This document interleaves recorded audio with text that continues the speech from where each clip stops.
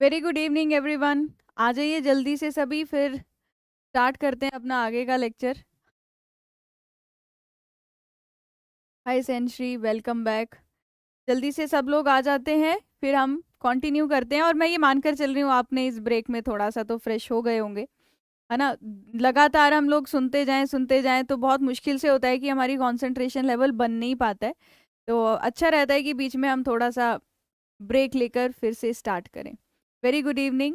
अच्छा, अगर आपने थोड़ा बहुत रिवाइज किया होगा जो भी पिछली क्लास में पढ़ा होगा, अगर कोई भी टर्म है ऐसी जो नहीं समझ में आई है तो आप पूछ सकते हो, फिर हम अपना आगे का टॉपिक जो है वो स्टार्ट करेंगे। Very good evening. अगर कोई भी टॉपिक ऐसा है या कोई भी ऐसी टर्म जो आपको लग रहा हो कि मैम फिर से समझा देंगे तो ज़्यादा अच्छे से क्लियर हो जाएगा, तो आप वो बोल सकते हो। तो क्योंकि अभी हम लोग अपना नया चैप्टर स्टार्ट करने वाले हैं, और जो हमारा नया चैप्टर है वो है लेवलिंग, और लेवलिंग के बारे में सीखेंगे। और कल हमारी कोई भी क्लास नहीं होगी, मतलब कोई भी मेरी एक्स्ट्रा क्लास नहीं होने वाली है। इसके बाद डायरेक्ट हम लोग मिलेंगे मंडे को ही।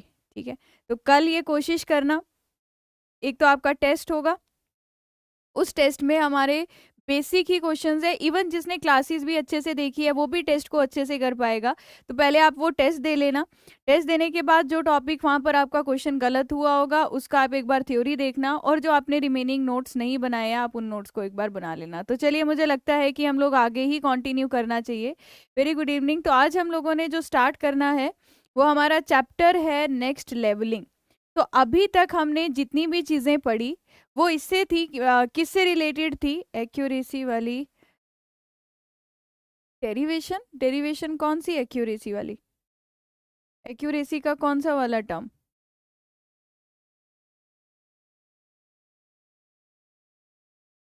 एक बार क्लियर लिख लीजिए कि एक्यूरेसी का क्या नहीं समझ में आया है ना। सिलेबस में आपका ट्रेवर्सिंग तक रहेगा। लेवलिंग का कोई क्वेश्चन नहीं है, ट्रेवर्सिंग तक आपको पढ़ना है। ठीक है, थियोडोलाइट और ट्रेवर्सिंग, और पहले चैप्टर से आएगा क्योंकि पहले चैप्टर का भी कोई टेस्ट नहीं हुआ था। तो इंट्रोडक्शन से लेकर ट्रेवर्सिंग तक को अच्छे से आप लोग एक बार पढ़ लेना। चलिए, अब हम लोग आगे स्टार्ट करते हैं। तो आज की क्लास जो हमारी अभी की लेवलिंग रहने वाली है, इसमें हमने बेसिक इंट्रोडक्शन देखना है, इंपॉर्टेंट डेफिनेशंस देखनी है, और सिर्फ हम देखेंगे कि लेवलिंग को हम लोग कैसे कैसे क्लासीफाई करते हैं। ये आपका वो चैप्टर है जिससे सबसे ज्यादा क्वेश्चन सर्वे के पूछे जाते हैं। मतलब कि अगर बाकी चैप्टर से एक एक सवाल आएगा तो यहाँ से 3 या 4 सवाल आ सकते हैं। तो इस चैप्टर को तो ऐसा मानकर चलिए कि जहां बोल दिया इंपॉर्टेंट है भाई वहां से क्वेश्चंस आए हैं। आप अपने आप भी ऑब्जर्व कर रहे होंगे कि यार जहां जहां मैंने आपको इंपॉर्टेंट बोला है वहां पर आपको कहीं ना कहीं वो क्वेश्चन आपको प्रीवियस ईयर में मिले हैं। ठीक है। अच्छा मनोज, बट वो डेरिवेशन में कुछ नहीं किया था। मैंने आपको बोला था कि अगर ये वाला एंगल जो थीटा है ये हमारा 20 सेकंड है, और theta is perpendicular by base, तो आप यहाँ से टेंजेंट 20 सेकंड पुट कीजिए तो वो डेल एल बाय एल के बराबर आएगा। तो जब आप 20 सेकंड की वैल्यू निकालते हैं तो 1/10313 या 319 आ रही थी। तो आप अपने कैलकुलेटर में निकाल सकते हो, पेपर में निकालने के लिए नहीं आएगा। तो 1/10313 वहां से आया था। ठीक है, चलिए। चलिए, तो सब लोग वापस आ गए हैं, और चलिए अब आज हम ना थोड़ा सा बस लेवलिंग के बारे में पढ़ेंगे, डेफिनेशन देखेंगे, लेवलिंग को हम किस तरीके से परफॉर्म करते हैं वो समझेंगे। अब मेरे से पहली क्लास में आप लोग पूछ रहे थे कि मैम लेवल सरफेस क्या होता है, लेवल लाइन क्या होती है। तो अभी की क्लास में हम लेवल सरफेस और लेवल लाइन के बारे में पढ़ने वाले हैं। तो सबसे पहले हम कुछ बेसिक अपनी डेफिनेशन से स्टार्ट करते हैं। तो बेसिक डेफिनेशंस में लेवलिंग चैप्टर में हमें पढ़ना क्या है, लेवलिंग चैप्टर में हमें मेजर क्या करना है। तो मैंने आपको बताया लेवल का मतलब क्या समझिए। लेवल का मतलब है हाइट। हाइट तो सब लोग समझते हैं, आसान भाषा में बोलूं तो मैम मतलब सीधी बात क्या हो रही है, हाइट से हो रही है। अब मैंने आपको पहले चैप्टर में भी समझाया था कि अगर मैं आपको बोलती हूँ कि मैम फ्लोर से लेकर जहां मैं अभी खड़ी हूं वो मेरी 5-4 हाइट है, तो आप क्या बोलेंगे? आपने रेफरेंस फ्लोर को लिया है और अपनी हाइट और एलिवेशन मेजर की है। तो लेवलिंग हमारा वो, अगर हम बोलेंगे लेवलिंग कौन सा सर्वे है, लेवलिंग हमारा वो सर्वे है जिसमें हम डिफरेंट पॉइंट्स का एलिवेशन या फिर हाइट निकालते हैं। हाइट बोलूं या एलिवेशन बोलूं एक ही बात है। या फिर मैं बोल सकती हूँ किन्हीं दो पॉइंट्स में हाइट का डिफरेंस निकालते हैं।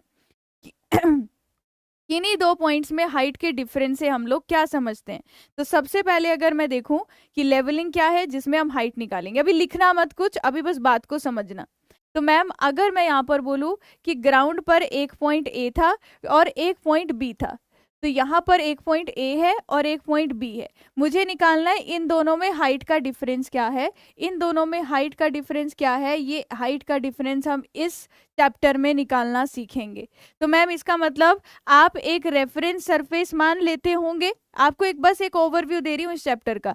आप एक रेफरेंस सरफेस मान लेते होंगे, जैसे अभी आपने क्या बोला कि ये जो रूम है इसका फ्लोर जो है वो रेफरेंस सरफेस है, तो ए वाला जो पर्सन है उसकी हाइट यहाँ पर 5 है और जो दूसरा बंदा है उसकी जो हाइट है वो 6 है। तो इन दोनों की हाइट अगर मुझे इस फ्लोर से पता होगी, क्या मैं तभी इनका हाइट का डिफरेंस निकाल सकती हूँ, बताओ।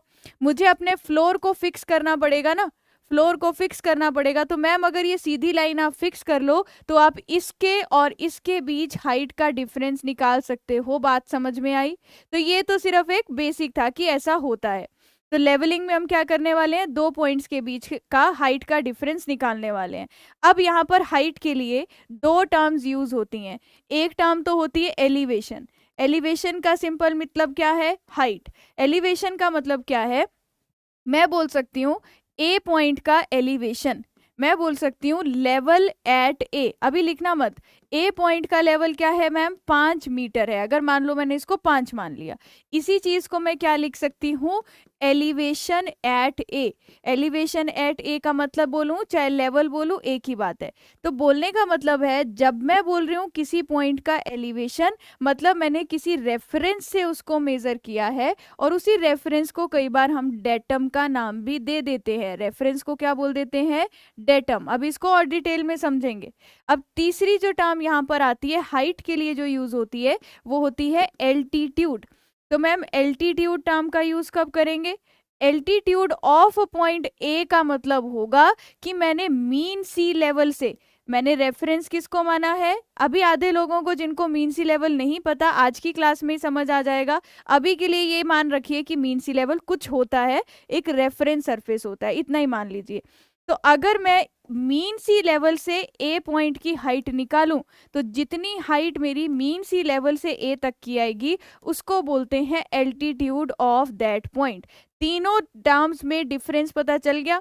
लेवल का सिंपल मतलब क्या है, हाइट है। लेवल को ही एलिवेशन बोल सकते हैं मैम, लेकिन एल्टीट्यूड का मतलब है कि आपको हाइट कहाँ से लेनी है, आपको मीन सी लेवल से लेनी है। तो जो भी मीन सी लेवल से हाइट होगी वो एल्टीट्यूड होगी। अब जो मैंने लेवलिंग चैप्टर में जितनी भी एलिवेशन निकालनी है, मैं सारी एलिवेशन या सारी हाइट मीन सी लेवल से निकालूंगी। तो इसका मतलब क्या मैं अपने चैप्टर के लिए जब मैं लेवल लिखूं या मैं एलिवेशन लिखूं या फिर मैं एल्टीट्यूड लिखूं, उसका मतलब एक ही हो जाएगा। अगर मैं रेफरेंस सरफेस जो होगा, अगर मेरा जो रेफरेंस सरफेस होगा वो मीन सी लेवल होगा, बताओ ये सब चीजें बराबर हो गई। क्योंकि मैम लेवल का मतलब था हाइट किसी एक जगह को रेफरेंस मानकर, एल्टीट्यूड का मतलब भी क्या था, एक जगह को रेफरेंस मानकर उस पॉइंट की हाइट कितनी, सॉरी एल्टीट्यूड का मतलब था मीन सी लेवल से हाइट कितनी है। मैम इन सभी में मैंने क्या किया, मैंने बेस किसको मान लिया, इन सभी में मैंने बेस किसको मान लिया, मीन सी लेवल को। तो सभी का मतलब एक हो जाएगा, यस और नो बता दीजिए। सभी का मतलब एक ही हो जाएगा। तो यहां से मैं क्या बोल सकती हूँ, देखिए लेवलिंग हमारी वो ब्रांच है सर्वे की जिसमें हम लोग एलिवेशन डिफरेंस निकालते हैं between two points with respect to fixed datum. Datum मतलब कोई फिक्स्ड सरफेस से। आगे क्या लिखा है, एलिवेशन। एलिवेशन का मतलब क्या होता है, वर्टिकल डिस्टेंस ऑफ पॉइंट। तो vertical distance of point above भी हो सकता है और बिलो भी हो सकता है। अभी हम अबव की बात क्यों कर रहे हैं, जैसे अबव की बात करूं तो मैम यहाँ से आपने बोला आपकी हाइट जो है यहाँ से कितनी है, वो अबव द डेटम हो गया। और मैम मान लो कि ये हमारा रेफरेंस सरफेस था, इससे नीचे की तरफ अगर आप कोई पॉइंट की हाइट निकाल रहे हो तो ये क्या हो जाएगा, below the datum surface. Below the datum surface. और एल्टीट्यूड में मैंने क्या बता दिया, vertical distance measured with respect to, WRT मतलब with respect to mean sea level. अगर आप मीन सी लेवल से निकालोगे तो उसको हम एल्टीट्यूड बोलते हैं, पर हमारे लेवलिंग चैप्टर में इन सभी का मतलब जो होगा वो क्या होगा, सेम होगा। क्लियर हो गया सबको? अभी रिड्यूस लेवल क्या होता है नहीं पता मुझे, RL क्या होता है नहीं पता सौरभ आनंद, अभी हम वो सीखेंगे। किसी को कुछ पूछना है या? तो मैम चाहे एल्टीट्यूड लिखो, चाहे एलिवेशन लिखो, चाहे आप लेवल ऑफ पॉइंट ए लिखो, चाहे आप हाइट लिखो, एक ही बात है। अब इसके आगे चलते हैं, अब अगली डेफिनेशन पर चलते हैं, जो कि हमारी नेक्स्ट डेफिनेशन क्या है। तो हम इंपॉर्टेंट डेफिनेशन लिखेंगे। सबसे पहली डेफिनेशन आप लेवलिंग की लिखोगे, फिर आप एलिवेशन लिखोगे, और फिर आप एल्टीट्यूड लिखोगे। आई होप मीनिंग समझ में आ गया। अगली जो डेफिनेशन है वो है हमारी कि लेवल सरफेस क्या होता है। तो लेवल सरफेस की डेफिनेशन सुनना। लेवल सरफेस, अर्थ की शेप बता दो जल्दी से क्या होती है, अर्थ की शेप क्या होती है। एलिवेशन का सिंपल मतलब है हाइट, एलिवेशन का सिंपल मतलब है हाइट। डेटम सरफेस का मतलब है, डेटम मतलब रेफरेंस सरफेस। जैसे मैंने बोला ना आपकी मैम की हाइट 5'4" है, तो कहाँ से है मैम, फ्लोर से है। तो आप क्या बोल सकते हो, एलिवेशन आपकी जो है फ्लोर से वो कितनी है मैम, 5'4" है। आप एल्टीट्यूड नहीं बोल सकते 5'4" है। एल्टीट्यूड का मतलब है मीन सी लेवल से आपकी हाइट कितनी है। तो मैंने बोल दिया 4000 मीटर पर है, तो 4000 मीटर क्या हो गया, एल्टीट्यूड मेरा हाइट का मतलब। ठीक है, ठीक है राजेश कुमार। तो आपने बोला कि अर्थ की जो शेप होती है वो जियोइड है या ऑब्लेट स्फेरॉइडल है। तो अभी डेफिनेशन की तरफ मत ध्यान देना।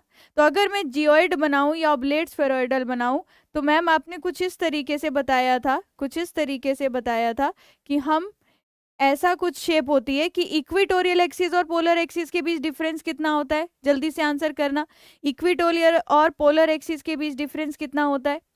तो अगर मैं आपको बोलूं एक सरफेस मैं बना रही हूं जो इसके पैरेलल है, इमेजिन कीजिए एक डॉटेड, ये जो मैं सरफेस दिखा रही हूं, ये सरफेस जो है ये इसके बिल्कुल पैरेलल है हमारी अर्थ सरफेस के। तो जो पैरेलल सरफेस होगा अर्थ सरफेस के, अर्थ सरफेस के जो पैरेलल सरफेस होगा उस सरफेस को क्या बोलते हैं, लेवल सरफेस।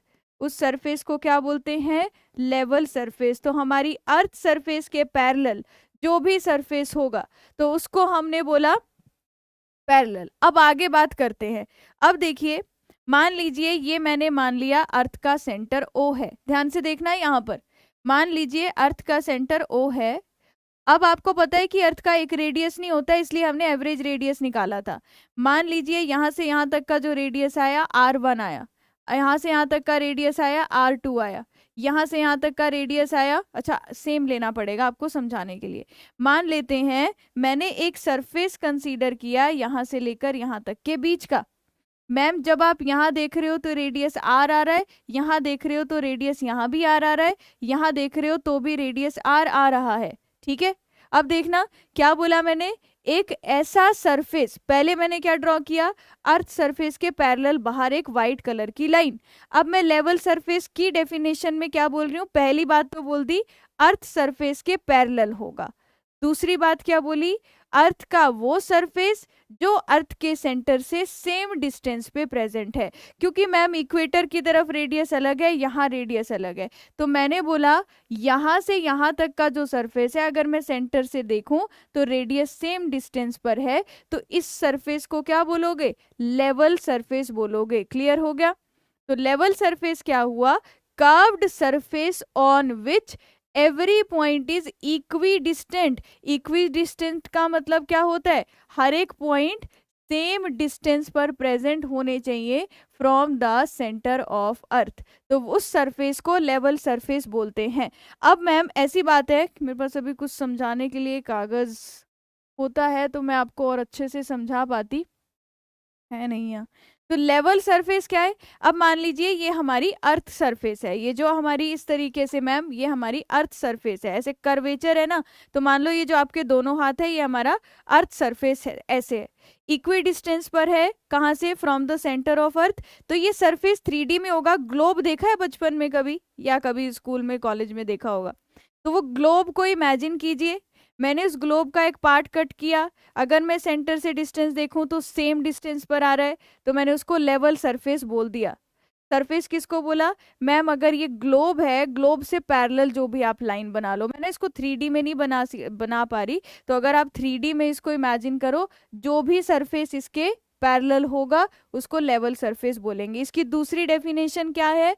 अब मैम एक ऐसा सरफेस, अगर मैं इस सरफेस पे कहीं पर क्या बनाऊं? प्लम्ब लाइन बनाऊं। प्लम्ब लाइन याद है आपको क्या होती है? आंसर कीजिएगा। अगर मैं इस सरफेस पर अलग अलग जगह पर प्लम्ब लाइन बनाऊं, आप बताइए प्लम्ब लाइन क्या होती है? यहाँ 90 डिग्री, 90 डिग्री, यहाँ पर भी 90 डिग्री, और ये भी 90 डिग्री। प्लम्ब लाइन क्या होती थी? आपको मैंने बताया था कि मैम ये वाली लाइन जो प्लम्ब बॉब से इमेजिनरी लाइन पास होती हुई जाएगी, उसको क्या बोलते हैं? उसको बोलते हैं प्लम्ब लाइन।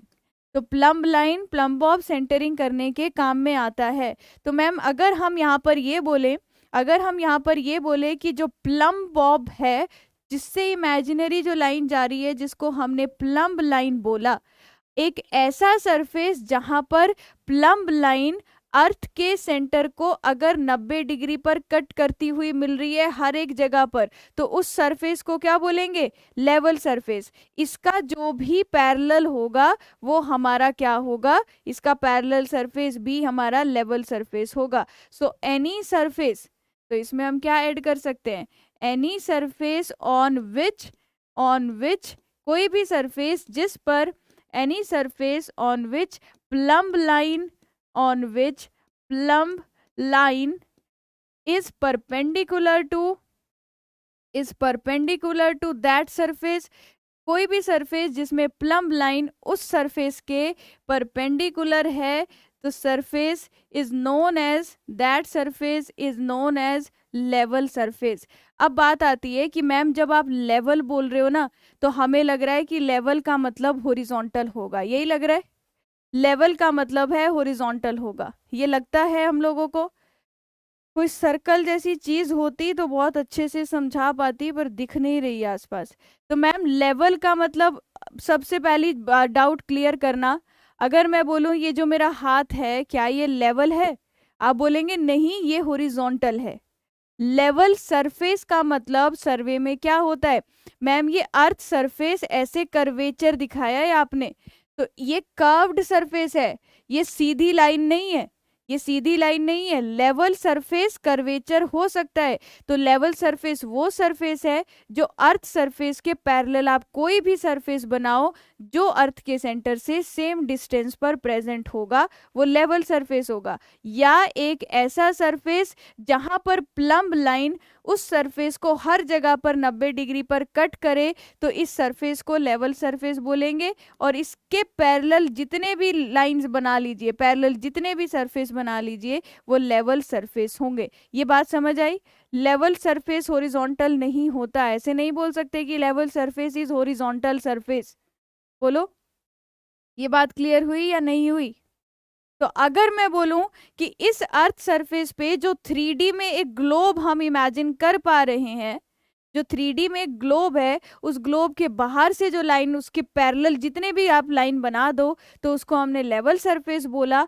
उस लेवल सरफेस पे जो लाइन ड्रॉ करेंगे उसका नाम क्या आ जाएगा? Level line. तो line drawn on level surface is known as level line. तो हम यहाँ से डेफिनेशन क्या लिख सकते हैं? Any line plotted located on level surface. तो मैम अभी अगर ये लेवल सरफेस 3D में था, इसके ऊपर आप जो भी लाइन ड्रॉ करोगे उस लाइन को भी मैं क्या बोलूंगी? लेवल लाइन बोलूंगी। तो any line located on level surface is level line. अब अगली बात जो है क्या लिखी है? It is always perpendicular to plumb line. Obvious सी बात है, अभी दिखाया प्लम्ब लाइन के हमेशा 90 डिग्री पर होगा। जियोइड है तो कर्वेचर को कंसीडर करेंगे ही। अरे जियोइड है ना, तो जियोइड में ये बोला था कि इक्वेटोरियल और पोलर एक्सिस ऐसे है। क्या मैं इतने सरफेस को कर्वेचर मानूं या नहीं मानूं, ये बताओ? क्या मैं यहाँ से यहाँ तक के जो आपका सरफेस है, क्या मैं इसको कर्वेचर नहीं बोलूंगी? ये जो सरफेस है क्या ये कर्वेचर नहीं होगा? तो इसके पैरेलल अगर कोई सरफेस होगा तो वो भी कर्व्ड होगा ना। हाँ लव कुमार, कर्वेचर को कंसीडर नहीं करेंगे क्या? अरे कर रहे हैं ना। अब आप यहाँ पर एक 3D में मान लीजिए ये ग्लोब आपने रखा हुआ है, तो इसके पैरेलल इमेजिन कीजिए एक सरफेस है। इसके पैरेलल जो सरफेस होगा ये सारा वो लेवल सरफेस मान रही हूँ, जो इक्वल डिस्टेंस पे होगा। तो मैं बोल रही हूँ कि लेवल सरफेस हमारा कर्व्ड सरफेस होगा, हॉरिजॉन्टल नहीं होता है। तो आप अब देखो, जियोडेटिक सर्वे अगर मैं करती हूँ तो इतने बड़े स्केल पर करूंगी, तो मैम ये अर्थ का सरफेस था, अर्थ के सरफेस के बाहर मैंने एक और लाइन बना दी जो उस सरफेस के पैरेलल थी, उसको लेवल सरफेस बोलेंगे। तो लेवल सरफेस क्या होता है? कर्व्ड होता है। यही तो कंफ्यूजन रह जाती है हम लोगों को। लव कुमार आपको क्लियर हुआ क्या? जियोइड है तो कर्वेचर कंसीडर करेंगे, सौरभ आनंद ने लिखा है। लव कुमार आपको क्लियर हुआ क्या? अगर हमारा अर्थ सरफेस कर्वेचर है तो उस अर्थ सरफेस के पैरेलल जो भी सरफेस होगा, जो अर्थ के सेंटर से सेम डिस्टेंस पर होगा, वो लेवल सरफेस कहलाएगा।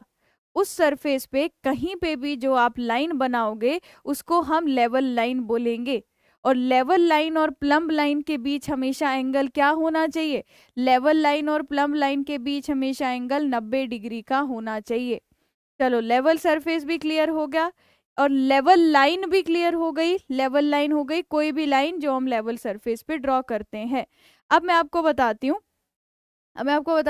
अब हॉरिजॉन्टल सरफेस और लेवल सरफेस में क्या होता है। लेवल लाइन परपेंडिकुलर क्यों होगा प्लम्ब लाइन के? क्योंकि अगर मैं ये अर्थ सरफेस बना रही हूं, अगर आपको याद हो जब हम जियोडेटिक सर्वे पढ़ रहे थे तो आपको क्या बताया था मैंने कि प्लम्ब लाइन आपको अर्थ के सेंटर पर आती हुई मिलेगी। ऐसे बनाई थी कि नहीं? प्लम्ब लाइन अर्थ के सरफेस पे आती हुई मिलेगी। अब मैंने सिर्फ उतना पोर्शन अर्थ सरफेस का कंसीडर किया जहां प्लम्ब लाइन और अर्थ सरफेस पे 90 डिग्री का एंगल बन रहा है। हर जगह अगर नहीं बन रहा है, जहां 90 डिग्री का एंगल बन रहा है उस सरफेस को ही तो लेवल सरफेस बोल रहे हैं। उस सरफेस को ही लेवल सरफेस बोल रहे हैं। रेडियस इक्वल नहीं है ना, तो रेडियस इक्वल कहाँ होता है? वो तो एवरेज रेडियस होता है। यहाँ पर मैम रेडियस कुछ और होगा, यहाँ पर रेडियस कुछ और होगा। अगर मैं पूरी अर्थ सरफेस लूँ तो हो सकता है इतना वाला सरफेस क्या हो गया मैम? Level surface. ये वाली रेडियस और ये वाली रेडियस अलग है, तो मैं इस सरफेस को नहीं बोल रही हूँ लेवल। हाँ ठीक है। हाँ फुटबॉल का सरफेस आप मान सकते हो, उस फुटबॉल के बाहर एक और इमेजिनरी सरफेस बना लीजिए, वो लेवल सरफेस होगा। रेडियस इक्वल नहीं होगा।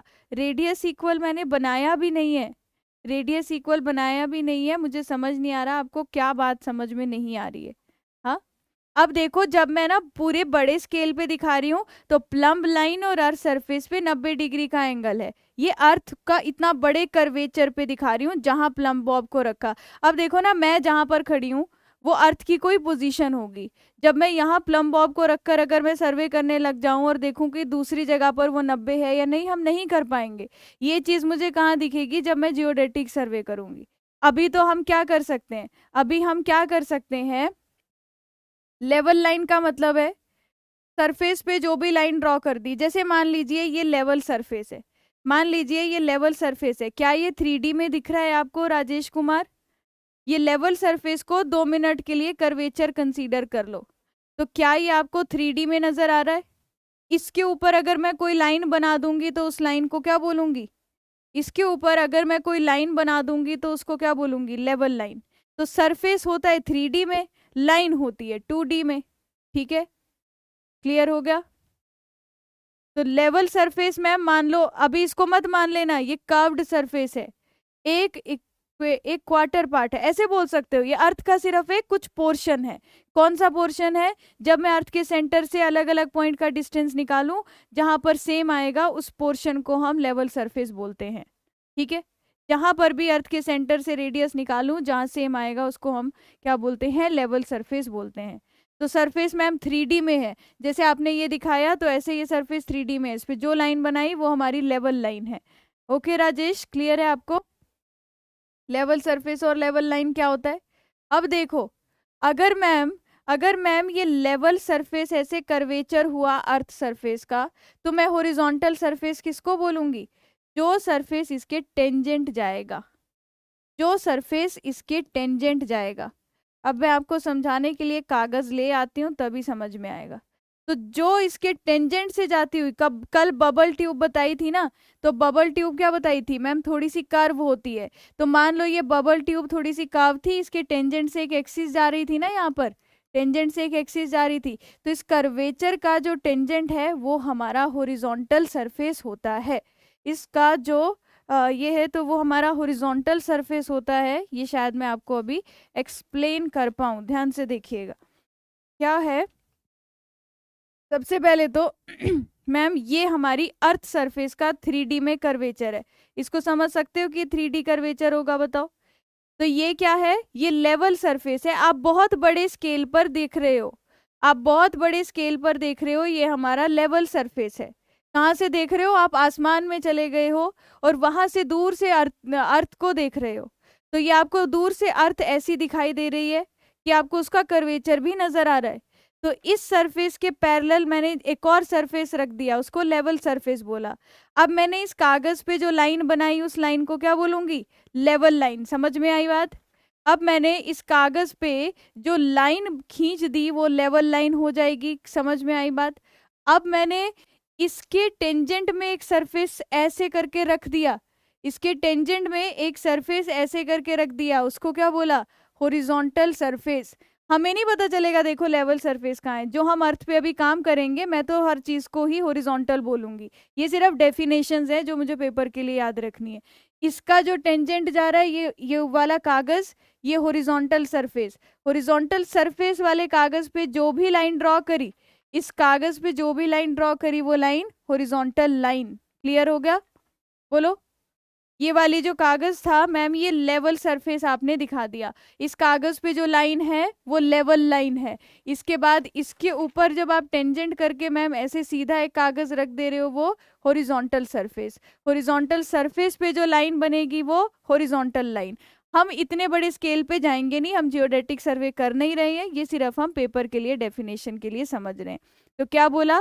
Any surface tangential to the level surface. कोई भी सरफेस जो लेवल सरफेस के टेंजेंशियल होगा उसको बोलते हैं हॉरिजॉन्टल सरफेस। और any line tangential to the level line, तो मैम अगर ये लेवल लाइन थी, इसके टेंजेंट से जाती हुई एक लाइन बनाई, तो आप इसको क्या बोलते हैं?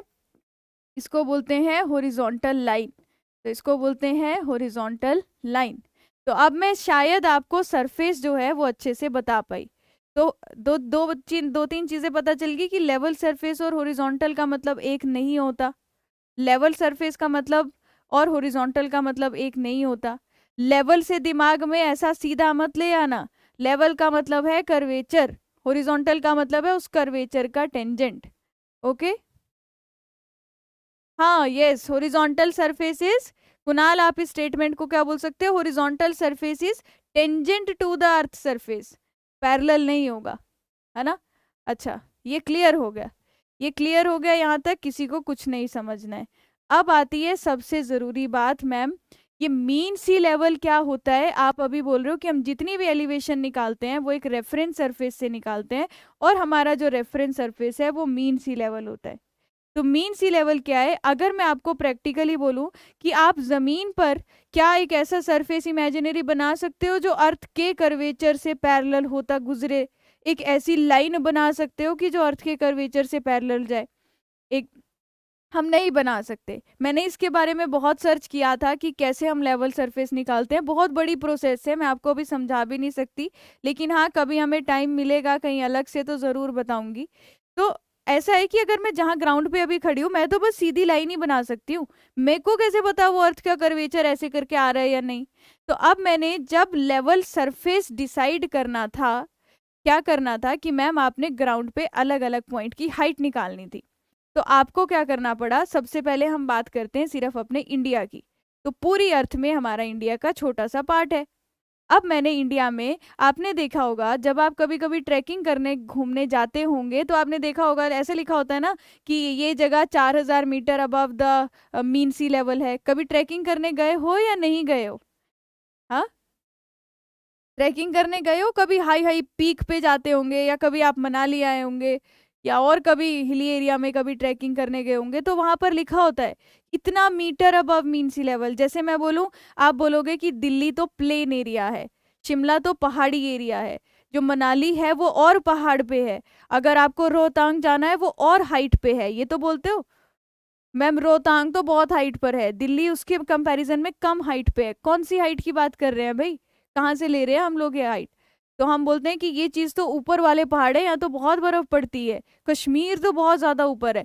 तो ये सारी बातें हम कहाँ से कर रहे हैं? अब जो ये बात मैंने आपको बताई, इसके लिए मुझे एक रेफरेंस सरफेस लेना था, जितनी भी एलिवेशन मैंने बतानी थी।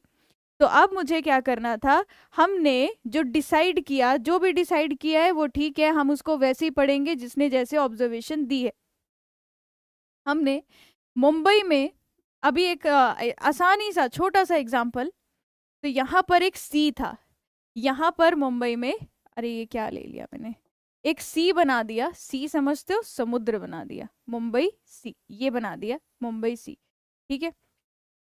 ये आसपास का ग्राउंड है, ये मुंबई सी है। अब ध्यान से देखना, समुद्र में लहरें कभी ज्यादा उठती है, कभी कम हाइट की उठती है। मैंने क्या किया, मैंने 19 साल का डाटा लिया। क्या लिया, ध्यान से सुनना इधर ही, अब कहीं बाद बाद बार मत पूछना सेम चीज। तो मैम 19 सालों में एक टाइम ऐसा होगा जब समुद्र में जो टाइड्स हैं, जो वेव्स उठती हैं ऐसे करके, उनकी हाइट बहुत कम होगी, जिसको मैंने बोला लोएस्ट टाइड। 19 सालों में जो सबसे कम हाइट की टाइड थी उसको बोला लोएस्ट टाइड। 19 सालों में जो सबसे ऊंची टाइड उठी थी समुद्र में, उसको हमने क्या बोला, हाईएस्ट टाइड। उसको क्या बोला, हाईएस्ट टाइड। अब क्या है मैम, 19 सालों में लोएस्ट टाइड्स भी बहुत सारी होंगी, उसका एवरेज निकाल लो। 19 सालों का एक टाइड मिल गई। मैम 19 सालों में टाइड की लेंथ कभी हमारी 50 हो गई, कभी 1000 हो गई, कभी 500 हो गई, तो वो 19 साल की सारी वैल्यूज को आपने एवरेज कर लिया, आपको एवरेज एक हाईएस्ट टाइड मिल गई। तो आपने 19 सालों में जो लोएस्ट टाइड का एवरेज लिया था, हाईएस्ट टाइड का एवरेज लिया था, इन दोनों का एवरेज निकाल लो। इन दोनों का एवरेज निकाल लो, जो आपको सरफेस मिलेगा, इन दोनों का एवरेज निकाल लो, जो आपको सरफेस मिलेगा, उस सरफेस को नाम दे दिया, उस सरफेस को नाम दे दिया मीन सी लेवल। और आपको इतना पता होना चाहिए कि हमारा मीन सी लेवल कहाँ है। जब मैं बोलती हूँ रोहतांग इतनी हाइट पर है, शिमला इतनी हाइट पर है, तो वो हाइट कहाँ से ले रही हूँ, वो हाइट मैं ले रही हूँ इस मीन सी लेवल से, इस मीन सी लेवल से। रेलवे स्टेशन पर लिखा रहता है, बिल्कुल सही बात कर रहे हैं आप, है ना। तो मैंने क्या बोला, मीन सी लेवल के लिए हमने क्या किया, it is obtain by averaging highest tide and lowest tides at different point on sea for the period of 19 years. तो 19 सालों में लोएस्ट टाइड, 19 सालों की हाईएस्ट टाइड, जो एवरेज निकल कर आया, ये हमारा मीन सी लेवल निकल कर आया। तो मीन सी लेवल हमारा कहाँ पर है, हमारा बोलने का मतलब हर एक कंट्री का अलग जगह हो सकता है, आपको इंडिया का याद रखना है। इंडिया का मीन सी लेवल कहाँ पर है मैम, मुंबई में है। आधे लोगों ने आंसर भी कर दिया, मुंबई में है। तो आपको ये अब तो पेपर में नहीं पूछा जाता, पहले पूछा जाता था, अब इतने बेसिक क्वेश्चंस आते नहीं है, लेकिन मुझे पता होना चाहिए मुंबई में, है ना। अब क्या होता है, क्योंकि हम प्रियांश ग्राउंड सरफेस पे एक मीन सी लेवल निकालना हमारे लिए मुश्किल है, तो हम क्या करते हैं, अब आप इमेजिन कीजिए, आप अर्थ को ऊपर से देख रहे हो, जहां स्पेस पे जाके देख रहे हो, तो अर्थ आपको ऐसे कर्वेचर नजर आ रही है। तो जहां पर स्टिल वाटर बॉडी है, मतलब जहां पर पानी टिका हुआ है, उस पर हमें ये लाइन को इमेजिनरी ड्रॉ करना हमारे लिए ज्यादा आसान था। अभी तक मैंने तो इसके बारे में और भी चीजें पढ़ी थी, लेकिन मैं आपको आसान चीज इतनी ही समझाऊंगी कि ग्राउंड पर मुझे वो रेफरेंस लाइन बनानी मुश्किल लग रही थी, तो हमने वो समुद्र का वो वाला पार्ट ले लिया जो पूरा अर्थ सरफेस से कर्वेचर की तरफ जाएगा। तो हमने टाइड्स का कॉन्सेप्ट ले लिया, क्योंकि जमीन पर ये लाइन खींचना हमारे लिए मुश्किल था। ठीक है, पहले कोलकाता नहीं, कराची में था, कराची में था। तो हाईएस्ट टाइड और लोएस्ट टाइड, ठीक है। अच्छा, मुंबई याद रखना और 19 साल याद रखना। मतलब अब जितनी भी ऑब्जर्वेशन होंगी वो कहाँ से होंगी, यहाँ से होंगी। जो पॉइंट इससे नीचे लाए कर रहा होगा तो उसका एलिवेशन इससे कम होगा, जो इससे ऊपर लाए करेगा उसका एलिवेशन उतना ही बढ़ता जाएगा। ठीक है, अब आगे चलते हैं। तो मीन सी लेवल क्या हो गया, mean sea level is the reference surface for finding, अब नई टर्म आई RL of the new points. अब बात आती है मैम RL क्या होता है, तो हम लोग क्या करना चाहते हैं, मीन सी लेवल से अलग अलग जगह की हाइट निकालना चाहते हैं। RL का मतलब क्या होता है, RL का मतलब होता है रिड्यूस लेवल। मैम लेवल का मतलब है हाइट और रिड्यूस का मतलब होता है कम होना। तो रिड्यूस लेवल आपने लिखा है कि RL नई नई जगह का निकालने के लिए यूज होता है आपका मतलब ये रेफरेंस सरफेस। तो इसका मतलब समझा दो। अब सुनना, मैंने क्या बोला, ये जो मीन सी लेवल पे आपने इमेजिनरी एक सरफेस माना है जो पानी है, जो पानी ऐसे कर्वेचर वाली पार्ट में हमारे अर्थ सरफेस पर है, तो आपने माना है कि वो हमारा लेवल सरफेस है। लेवल सरफेस ही मीन सी लेवल है, समझ रहे हो। हमने एक ऐसा सरफेस लिया जो अर्थ सरफेस था, अर्थ के पैरेलल जो सरफेस था उसको ही हमने मीन सी लेवल मानना था। उसके पैरेलल मुझे सबसे अच्छा लगा कि मैं कौन सा सरफेस ले लूं, मैं एक सी का एवरेज ले लूं, तो वो उससे हम एवरेज लेकर इसका एवरेज मीन सी लेवल का पैरेलल सरफेस निकाल लेंगे। मतलब ये क्या है, लेवल सरफेस है। अब हुआ क्या मैम, अब हुआ क्या, अगर मैं बोलूं, अब मेरा क्वेश्चन चीज देखना, मैम अर्थ का सेंटर यहाँ था, अर्थ से के सेंटर से अगर आप रेडियस निकालते तो वो कहीं पर आर आती, यहाँ पर आर आती। मान लो मैम कोई ए पॉइंट था, वो आपके मीन सी लेवल से किसी 10 मीटर की हाइट पर था, और मैम मान लीजिए एक बी पॉइंट था, वो मीन सी लेवल से हमारे मान लीजिए 80 मीटर की हाइट पर था। तो जब मैं जनरली हाइट की वैल्यू लूंगी तो मैम इसका मतलब आपको क्या बोलना चाहिए कि ए पॉइंट की हाइट कितनी है, R + 10 मीटर है। ठीक है, और ये वाली क्या होनी चाहिए मैम, अर्थ के सेंटर से लोगे तो R + 80 मीटर होनी चाहिए, R + 80 मीटर होनी चाहिए। मैं सिर्फ रिड्यूस लेवल क्यों बोल रहे हैं वो बता रही हूँ। तो हमने क्या किया यार, बार बार हम रेडियस क्यों ऐड करते जाएं, उसकी वैल्यू तो 6370 है। आप अर्थ के सेंटर से मत निकालो एलिवेशन, हम सारी एलिवेशन कहाँ से लेते हैं, लेवल सरफेस से लेते हैं, मीन सी लेवल से लेते हैं। तो अगर आप इन दोनों वैल्यूज में R नहीं लिखते और डायरेक्ट लिखते कि ए का एलिवेशन 10 मीटर है और बी का एलिवेशन 80 मीटर है, क्या इस वैल्यू में कुछ ना कुछ चीज रिड्यूस हो गई, बताना। क्या R + 10 में R को रिड्यूस कर दिया, तो इसीलिए इसी लेवल को हम रिड्यूस लेवल भी बोलते हैं। तो इसका मतलब मैम ये हो गया, चाहे आप लेवल बोलो, चाहे आप एलिवेशन बोलो, चाहे आप एल्टीट्यूड बोलो, चाहे आप रिड्यूस लेवल बोलो, मतलब हमने मीन सी लेवल से हाइट निकालनी है। कॉन्सेप्ट क्लियर है, मतलब हमें मीन सी लेवल से हाइट निकालनी है। ठीक है, तो RL बोला, लेवल बोला, एलिवेशन बोला, हाइट बोला, सब सेम है। क्यों, क्योंकि बात घुमा फिरा के मीन सी लेवल पर पहुंच जा रही है। ठीक है, अब ये हो गया reference surface for finding the new points. तो मीन सी लेवल क्या होता है, रेफरेंस सरफेस होता है। कहाँ पर होता है मैम, मुंबई में होता है। अब मैम अभी अगर मैं अपने कॉलेज पे सर्वे करना चाहता हूँ तो मैं कहाँ से मुंबई में जाकर वो एलिवेशन को फाइंड आउट करूँगा कि कैसे की जाती है। तो मैं बताती हूँ, इसके लिए भी हमारा ये हमारा क्या कहते हैं इसको, स्फेरिकल ट्रिग्नोमेट्री का यूज़ किया जाता है। और उस ट्रिग्नोमेट्री को बड़े स्केल पे यूज़ करेंगे, जो कि हमने तो करना ही नहीं है। एक टॉपिक आता है एडवांस सर्वेइंग, मतलब आप सर्वे 1 पढ़ते हो, एक सर्वे 2 पढ़ते हो, बीटेक में इतना ही पढ़ा जाता है। अगर आप इसके बाद इसके बारे में और पढ़ो तो वो एडवांस सर्वेइंग है, वहाँ ये चीज़ सिखाई जाती है। तो होगा क्या कि मैम सर्वे करना है तो मैं मुंबई से तो वहाँ तक जाऊँगा नहीं, तो अब मेरे को कुछ ऐसी जगह चाहिए जिनका एलिवेशन पहले से किसी ने निकाला हो। जिस मतलब मैं अगर मैम अगर कॉलेज में सर्वे कर रहा हूँ तो मेरे को एक ऐसा पॉइंट तो अपने कॉलेज के आसपास चाहिए होगा जिसकी हाइट मुझे मुंबई से पता हो कितनी है, ताकि मैं उसको रेफरेंस मानकर मैं अपना आगे का सर्वे का काम कर सकूं। जो पहली बार पढ़ रहा है उसको अभी शायद नहीं समझ आए आगे का कौन सा काम करना है, तो थोड़ा सा आप पेशेंस रखिए, अभी समझ में आ जाएगी सारी चीज़ें। तो अब मुझे जब ग्राउंड पर काम करना था, मुझे वो पॉइंट्स की ज़रूरत थी जिनका एलिवेशन मुझे मीन सी लेवल से पहले से पता हो। मुझे पता हो मतलब किसी ना किसी ने कभी निकाला होगा। तो बेंचमार्क हमारे लिए नई टर्म आती है। बेंचमार्क हमारे लिए नई टर्म आती है। बेंचमार्क क्या होते हैं? वो reference point of known elevation, and these are very important as they serve reference for finding the RL of new point। नए पॉइंट्स के RL निकालने के लिए हम इनको रेफरेंस मानते हैं।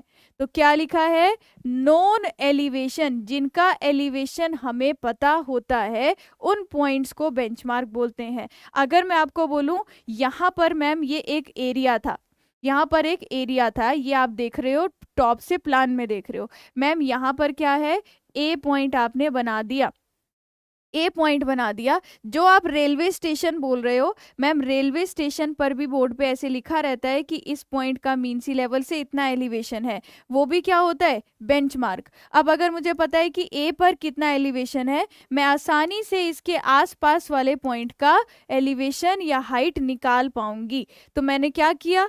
एक को रेफरेंस मानना था, जहां से सर्वे शुरू करना था, जहां से सर्वे में आप शुरू करूंगी वो बेंचमार्क वाला पॉइंट होगा। क्लियर हो गई ये बात? बोलो, क्लियर हो गई ये बात? ठीक है मैम, बेंचमार्क वो पॉइंट होते हैं जिसकी एलिवेशन मीन सी लेवल से पता होती है, और ये इतने ज़्यादा ज़रूरी है, जब ये पता होंगे तभी हम बाकी नए पॉइंट्स का एलिवेशन निकाल सकते हैं। लेकिन अगर मैं आपको एग्जांपल दूं, जहां आपका अभी कॉलेज है, आप वहां पर हो, आप वहां सर्वे करना चाहते हो, लेकिन बेंचमार्क जो आपको पता है कि कहाँ पर किसी भी गवर्नमेंट डिपार्टमेंट ने कहीं ना कहीं लिख रखा है, तो मैम वो यहाँ से 100 किलोमीटर दूर है। क्या आप 100 किलोमीटर दूर से उस बेंचमार्क की वैल्यू को अपनी जगह पर यूज कर पाओगे? तो नहीं कर पाएंगे मैम। हमें तो छोटे स्केल पर चाहिए कि जहां मैं हूं एटलीस्ट मेरे से 10 किलोमीटर पर, एटलीस्ट 15 किलोमीटर पर भी अगर होता तो मैं सर्वे कर पाता। तो अब इस बात से क्या पॉइंट आता है? अब बेंचमार्क तो बोल दिया नॉन एलिवेशन वाले पॉइंट्स, लेकिन बेंचमार्क की है अब अपनी क्लासिफिकेशन। बेंचमार्क भी अलग अलग तरह के होते हैं, पहले मैं आपको एक्सप्लेन कर देती हूँ, फिर हम आएंगे अपनी इस डेफिनेशन पे। अब बेंचमार्क कौन कौन से होते हैं? सबसे पहले देखिए, एक आते हैं जीटीएस बेंचमार्क। सबसे पहले आते हैं जीटीएस, लिखना मत क्योंकि मैं आगे डेफिनेशन से समझाऊंगी। जीटीएस का मतलब ही होता है ग्रेट ट्रिग्नोमेट्री सर्वे। जीटीएस का मतलब ही क्या होता है? ग्रेट ट्रिग्नोमेट्रिक सर्वे। तो ग्रेट ट्रिग्नोमेट्रिक सर्वे करके किस डिपार्टमेंट ने? सर्वे ऑफ इंडिया डिपार्टमेंट ने अप्रोक्सीमेटली 100 किलोमीटर के इंटरवल पर कुछ ना कुछ बेंचमार्क को एस्टेब्लिश किया है, जो हमारी एलिवेशन निकालने में हेल्प करते हैं।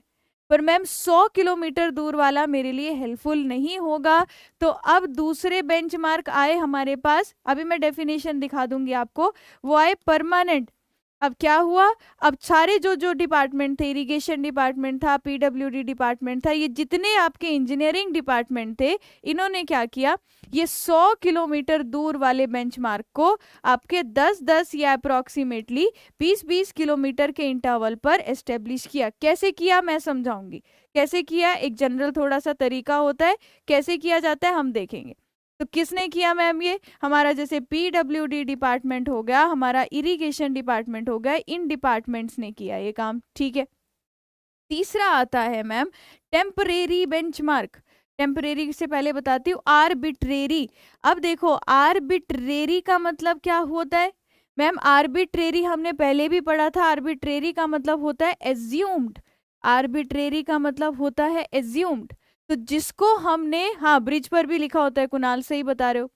आर्बिट्रेरी का मतलब एज्यूम। अब मैम जब मैं कॉलेज में सर्वे करूंगा तो मुझे कोई ज़रूरत नहीं है कि मैं इतना एक्यूरेट काम करूं कि मुझे वही बेंचमार्क चाहिए जो हमें गवर्नमेंट डिपार्टमेंट ने देकर लिख कर दिया है। तो हम कुछ भी मान सकते हैं।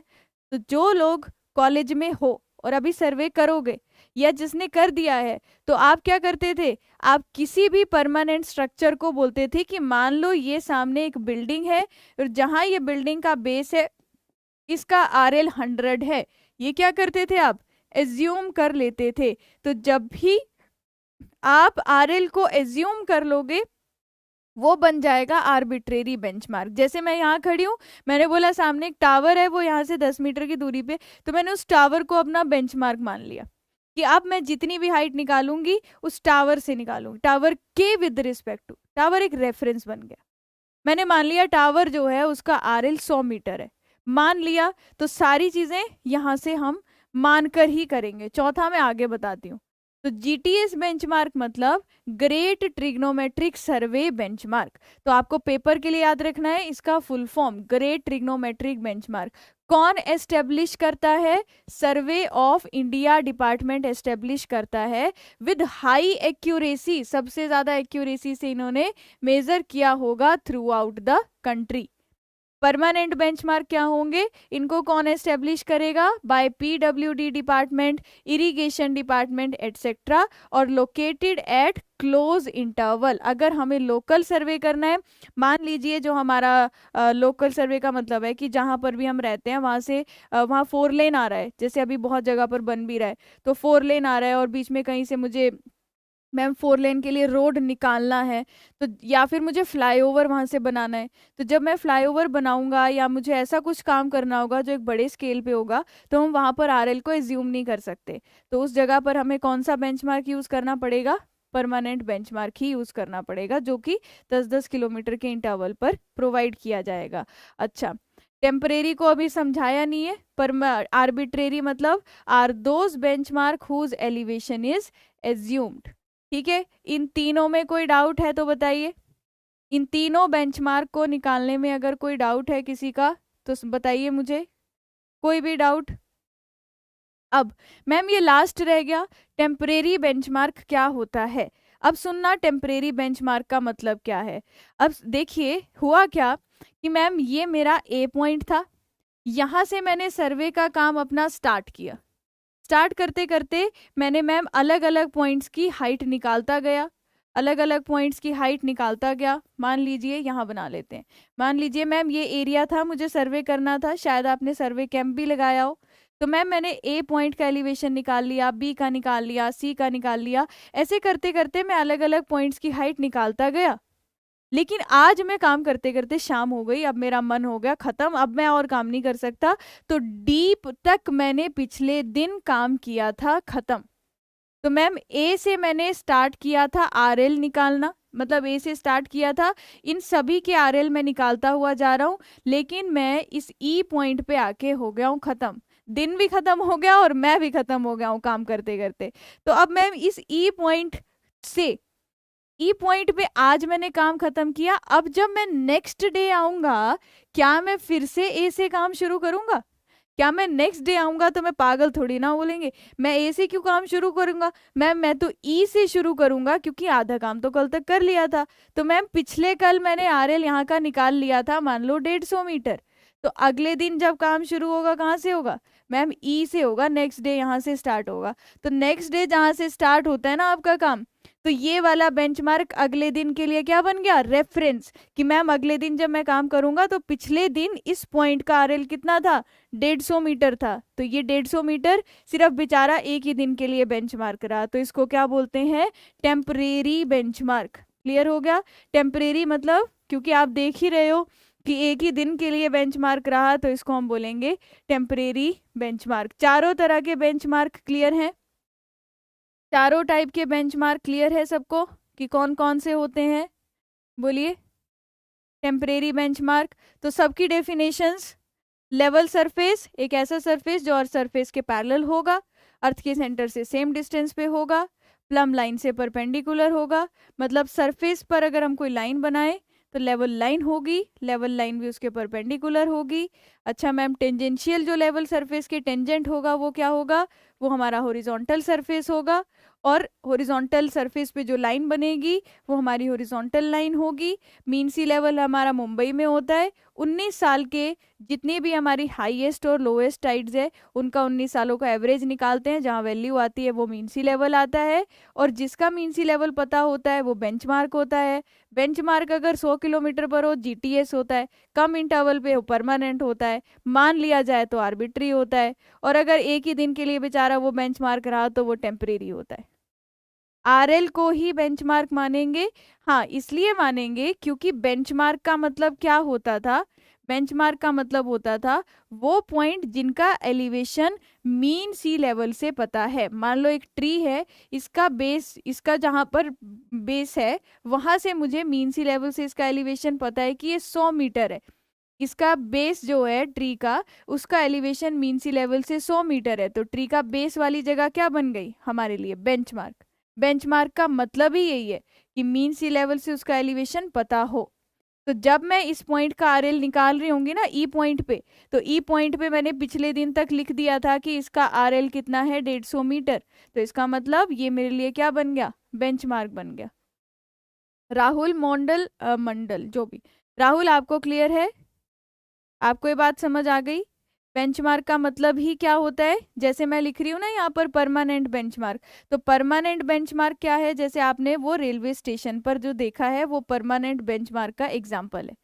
वो परमानेंट बेंचमार्क का एग्जाम्पल है। अब वहां से आप आगे अलग अलग स्टेशन पे आरएल निकाल सकते हो। ये रेलवे स्टेशन वगैरह का एग्जाम्पल। तो इसका मतलब मैम जो वो रेलवे स्टेशन है ना, उसका मीन सी लेवल से जो हाइट है, जितनी इस बोर्ड पे लिखी होगी, तो वो मीन सी लेवल से इसकी हाइट कितनी है? 600 मीटर है। समझ गए? अब आगे चलते हैं। अब आगे चलते हैं और अगला टॉपिक देखते हैं। अगला जो टॉपिक है that is different type of levelling. तो डिफरेंट टाइप ऑफ लेवलिंग क्या क्या होती है उसके बारे में समझते हैं। तो सबसे पहले देखिए मैं क्या बताने वाली हूँ कि मैम हमने लेवलिंग करनी है, डिफरेंट टाइप ऑफ लेवलिंग। तो लेवलिंग मतलब अब मुझे क्या करना होता है, इस सर्वे में अलग अलग पॉइंट्स का हाइट निकालना होता है। जैसे जहां मैं अभी खड़ी हूँ, यहाँ से थोड़ी आगे अलग अलग जगह पर मुझे क्या निकालना है? आरएल निकालना है, या हाइट निकालना है, या एलिवेशन निकालनी है। मैंने पहले ही क्लियर कर दिया, सबका मतलब सेम ही है।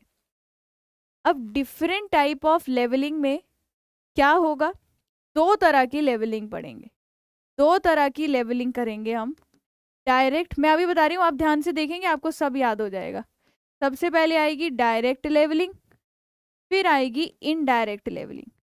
डायरेक्ट लेवलिंग और इनडायरेक्ट लेवलिंग को याद रखने के लिए एक तरीका आपको बताती हूँ। एक सिंपल तरीका तो ये है कि इनडायरेक्ट लेवलिंग सिर्फ 3 तरह की होती है। मतलब मैंने उन 3 का नाम याद रख लिया, उसके अलावा जो भी लेवलिंग होगी वो डायरेक्ट होगी। ठीक है, देखो डायरेक्ट लेवलिंग का मतलब मैं सिंपल सा समझाती हूँ क्या होता है। जब हम लेवलिंग करेंगे, एक छोटा सा उसका पिक्चर देखें अगर, मैम जब हम लेवलिंग करेंगे तो हमें एक इंस्ट्रूमेंट चाहिए होगा। अब इसमें आप ट्राइपॉड देख पा रहे हो सब लोग, ये होता है ट्राइपॉड। 3 लेग्स इसकी होती है, इसके ऊपर इंस्ट्रूमेंट को रखा जाता है। कल तक हम टोटल स्टेशन को रख रहे थे, आज हमने आज टोटल स्टेशन बोल रही हूँ, थियोडोलाइट को रख रहे थे। अभी के लिए मान लो ऑटो लेवल को रख दिया। ऑटो लेवल क्या होता है मैम अभी नहीं पता, अभी सीखेंगे। और हमने इससे देखना होता है, इससे किसको देखना होता है? इससे हमने स्टाफ को देखना होता है। स्टाफ क्या है मैम? वर्टिकल है, सीधा खड़ा है सामने। तो ये वर्टिकल स्टाफ पे क्या लिखा रहता है? रीडिंग लिखी रहती है। रीडिंग क्या लिखी रहती है कि ग्राउंड से ये वाला जगह कितने मीटर की हाइट पर है। जैसे मान लो 1 मीटर है यहाँ से लेकर यहाँ तक, तो इस पे ये 1 मीटर मार्क होगा। कैसे मार्क होता है, क्या होता है, सब बताऊंगी। तो क्या है मैम, हमें यहाँ से देखना होता है। कहाँ से देखते हैं? एक इंस्ट्रूमेंट चाहिए और सामने एक स्टाफ पे हमें रीडिंग पढ़नी होती है। तो आप मुझे समझा रहे थे कि डायरेक्ट और इनडायरेक्ट लेवलिंग क्या होता है। डायरेक्ट लेवलिंग का मतलब है आपने इंस्ट्रूमेंट को हमेशा लेवल रखा है। लेवल इंस्ट्रूमेंट का मतलब क्या है? जो इसमें बबल ट्यूब होगी, वो बबल हमेशा कहाँ होना चाहिए? सेंटर पे होना चाहिए। तो मैम इसमें जब बबल सेंटर पे होगा, इसमें भी एक बबल ट्यूब होती है ताकि बता सके कि ये लेवल है या नहीं। तो अगर मैं टॉप से देख रही हूँ, इस ट्यूब को ऊपर से देख रही हूँ और बबल मुझे सेंटर पे दिख रहा है, मतलब ये पूरा अच्छे से लेवल है। तो क्या ये बोल सकती हूँ कि ये वाली जो लाइन है, ये line of site he line of collimation होगी? कल वाली क्लास से मैं ये कंक्लूजन निकाल सकती हूँ, बोलो। कि अगर मैम बबल ट्यूब या बबल ट्यूब में जो बबल है वो सेंटर पे है, तो line of site he line of collimation होगी। तो डायरेक्ट लेवलिंग का मतलब क्या होगा? डायरेक्ट लेवलिंग वो लेवलिंग होगी जिसमें हम अपने इंस्ट्रूमेंट को हमेशा लेवल रखेंगे। लाइन ऑफ साइट हमेशा लाइन ऑफ कॉलिमेशन होगी। कभी भी ऐसा नहीं होगा कि इससे मैंने ऊपर की तरफ देख लिया या नीचे की तरफ देख लिया। हमेशा बबल जो होगा वो कहाँ पर होगा, हमेशा जो इसमें बबल होगा वो हमारा सेंटर पर होगा। और मैम जब आप यहाँ से रीडिंग लेंगे तो आप अलग अलग पॉइंट की हाइट सीधा निकाल लेंगे। कैसे निकाल लेंगे, मैंने फॉर्मूला बताना है आपको। तो इतनी बात समझ में आ गई कि जब आप इंस्ट्रूमेंट को रखोगे, सामने स्टाफ को रखोगे, आप रीडिंग लेते जाओगे और इंस्ट्रूमेंट हॉरिजॉन्टल होगा, वैसी जितनी मर्जी लेवलिंग कर दो वो सारी लेवलिंग कौन सी होगी, वो सारी लेवलिंग हमारी डायरेक्ट लेवलिंग होगी। इनडायरेक्ट पे बाद पे आते हैं। अच्छा, अब यहां से मैंने एक और पॉइंट आपको समझाना है, ध्यान से सुनिएगा। अब इस इंस्ट्रूमेंट वाली चीज को आप लोग समझ गए। अब मैंने यहाँ से आपको एक पॉइंट और क्लियर कराना था। इसकी फोटो अगर मेरे पास एक और है इंस्ट्रूमेंट की तो ज़्यादा सही है, पर चलो कोई बात नहीं। अब देखिए क्या है, जब भी हम लेवलिंग करेंगे, जब भी हम लेवलिंग करेंगे तो हमें क्या करना होता है, सबसे पहले अपने इंस्ट्रूमेंट को एक ऐसी जगह पे रखना होता है कि जहां से मुझे बेंचमार्क दिख सके। इस केस में ये सबसे पहला जो जगह है, सबसे पहला जो पॉइंट है वो बेंचमार्क है। क्या बोला, अब मुझे लेवलिंग का काम साइट पे जाके शुरू करना है। कहाँ से शुरू करूंगी, एक ऐसी जगह इंस्ट्रूमेंट को रखा जहां से मुझे बेंचमार्क वाला पॉइंट दिख रहा है। मैंने अभी बेंचमार्क का मतलब क्या होता है, कुछ लोगों को अगर क्लियर नहीं हुआ, मतलब मैम अगर ये मीन सी लेवल है ना, तो ग्राउंड का ये वाला सरफेस, ये ground surface mean sea level से, अगर मैं बोलती हूँ बेंचमार्क का RL 100 है तो ये हाइट 100 मीटर है। तो मीन सी लेवल से ग्राउंड के इस ग्राउंड वाले पॉइंट की हाइट कितनी है, 100 मीटर है। तो मतलब मैं बोलूंगी RL ऑफ बेंचमार्क, बेंचमार्क का RL कितना है, 100 मीटर है। अब मुझे क्या करना है मैम, अब जब भी मैं इंस्ट्रूमेंट को सेट करूंगी, सबसे पहला काम क्या करूंगी, बेंचमार्क के ऊपर स्टाफ रखूंगी और हमेशा मैं पहली रीडिंग बेंचमार्क पर लूंगी, हमेशा मैं पहली रीडिंग बेंचमार्क पर लूंगी। और फर्स्ट रीडिंग को क्या बोला जाता है, फर्स्ट रीडिंग को मैं लिखवाऊंगी आपको अभी, ये फर्स्ट रीडिंग को बैक साइड रीडिंग बोला जाता है। ये समझ लीजिए, आगे भी आएगी ये बात। फर्स्ट रीडिंग को हमेशा बैक साइड रीडिंग बोला जाता है। तो मैम इसका मतलब ये कहानी है कि अगर अगर आप सबसे पहले इंस्ट्रूमेंट को यहाँ पर रख रही हैं और इसको आपने बोला ये बेंचमार्क है, बेंचमार्क पे आप स्टाफ रखोगे, पहला स्टेप करोगे, बेंचमार्क पर आप क्या रखोगे, ध्यान से सुनना, स्टाफ रखोगे।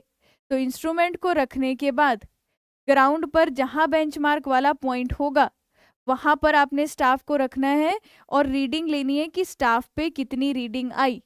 जो पहली रीडिंग होगी उस रीडिंग का नाम क्या होगा, बैक साइड रीडिंग। जो पहली रीडिंग होगी उस रीडिंग का नाम क्या होगा, बैक साइड रीडिंग। ठीक है, अब हुआ क्या कि मैम जब मैं यहाँ, अब मैं क्या करूंगी, अपने इंस्ट्रूमेंट को पूरा घुमाऊंगी।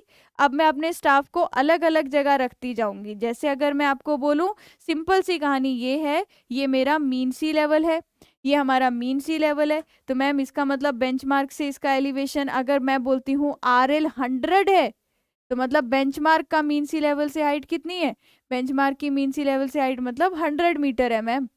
तो हमें क्या करना है, हमें मैम इस पॉइंट का, मैं बोल रही हूँ इस पॉइंट की हाइट बताओ कितनी होगी, इस पॉइंट की हाइट बताओ कितनी होगी। तो जहां जहां की हाइट मैं निकालना चाहती हूँ मैं वहां पर स्टाफ रखती हुई जाऊंगी। आपको मैं प्रोसीजर समझाऊंगी, आपको बस अगले 1 घंटे में समझ आ जाएगा RL कैसे निकालते हैं। अभी के लिए जो समझाना चाहती हूँ वो ध्यान से देखो। तो मैम इसका मतलब हम यहाँ पर A पर स्टाफ रखेंगे, रीडिंग लेंगे, B पर स्टाफ रखेंगे, इसका मतलब है रीडिंग लेंगे, C पर स्टाफ रखेंगे, रीडिंग लेंगे। लेकिन मैम कितनी दूर तक की रीडिंग दिखाई देगी मुझे, एक टाइम के बाद तो मुझे रीडिंग ही नहीं दिखाई देगी। तो जब रीडिंग दिखनी बंद हो गई, इंस्ट्रूमेंट को उठाया, नई जगह पे रख दिया, इंस्ट्रूमेंट को उठाया, नई जगह पे रख दिया। क्यों, क्योंकि इसके आगे की रीडिंग ही नहीं दिख रही थी। तो मैम अब नई जगह पे रखा, यहाँ से रीडिंग लेनी शुरू कर दी। तो हमें क्या करना है, सबसे पहली रीडिंग बैक साइड लेनी है, कहाँ पर, जो हमारा बेंचमार्क है। तो फर्स्ट रीडिंग को बैक साइड बोला जाता है। अब अगली बात ध्यान से सुनना, मैम पहले तो इंस्ट्रूमेंट यहाँ पर था, अब आपने इंस्ट्रूमेंट को नई जगह पे रख दिया। क्या मैं बोल सकती हूँ, क्या मैं बोल सकती हूँ जब इंस्ट्रूमेंट P पर था तो उससे आपने लास्ट रीडिंग सी स्टेशन पे ली है मैम, पी पर था तो लास्ट रीडिंग आपने यहाँ पर ली है, मान लो 2.0 मीटर आई थी हमारे पास रीडिंग। तो मैम जब इंस्ट्रूमेंट पी पर है, जो भी आप लास्ट रीडिंग ले रहे हो ना, इसके बाद तो यहाँ से आगे कोई रीडिंग ही नहीं आ रही, इसके बाद से आगे कोई रीडिंग ही नहीं आ रही, इस रीडिंग को बोला जाता है फोर साइट रीडिंग। इस रीडिंग को क्या बोला जाता है? फोर साइट, और हम इसको एफ एस से डिनोट करेंगे। तो फोर साइट क्या हो गया? जब आप इंस्ट्रूमेंट की पोजीशन चेंज करने वाले हो, उससे जस्ट पहले जो आपने रीडिंग ली है 2 मीटर ली है, तो ये हमारी four site reading. Four site और बैक साइट, ये बीच बीच में जितनी भी रीडिंग्स होंगी, उन रीडिंग्स को क्या बोला जाता है? Intermediate sight reading. Intermediate sight मतलब अगर मान लो यहाँ पर रीडिंग आई थी 1 मीटर, तो मैं 1 मीटर को क्या बोलूँगी? Intermediate sight. यहाँ रीडिंग आई थी 1.5 मीटर, तो इस रीडिंग को क्या बोलूँगी? Intermediate sight. तो सबसे पहली रीडिंग बैक साइड, इसी इंस्ट्रूमेंट से लास्ट रीडिंग फोर साइड, बीच बीच की सारी रीडिंग्स इंटरमीडिएट साइड। क्लियर हुआ या नहीं हुआ?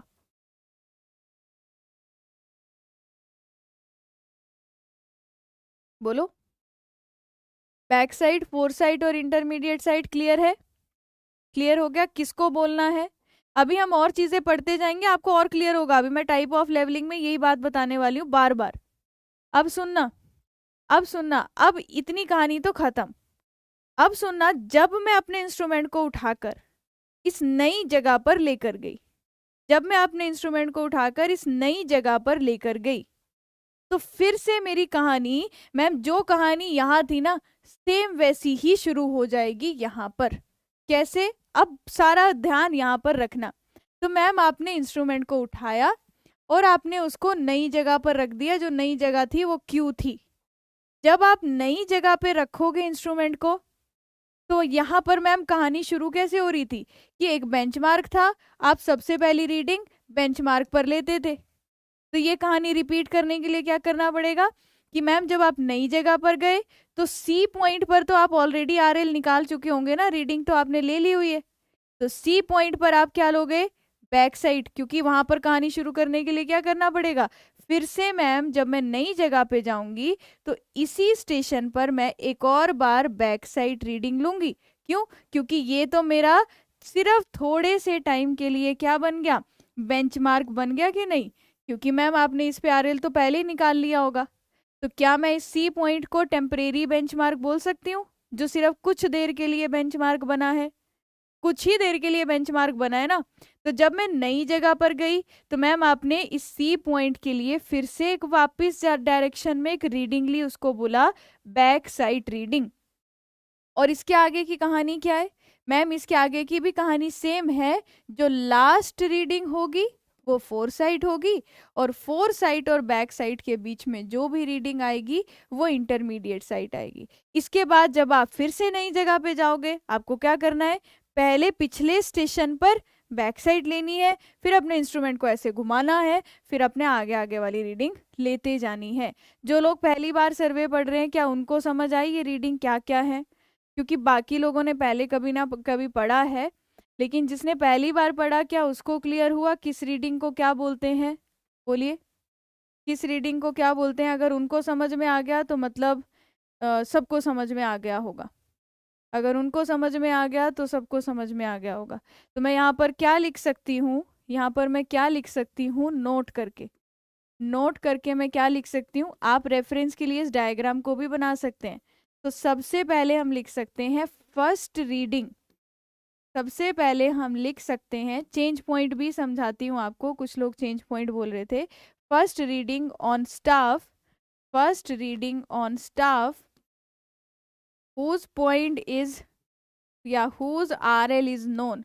First reading on staff whose RL is known, उस पॉइंट का जहां पर RL known हो। First reading on staff whose RL is known, उसको क्या बोलते हैं? उसको बोलते हैं मैम बैक साइड रीडिंग। उसको बोलते हैं बैक साइड रीडिंग। और डिनोट कैसे करेंगे?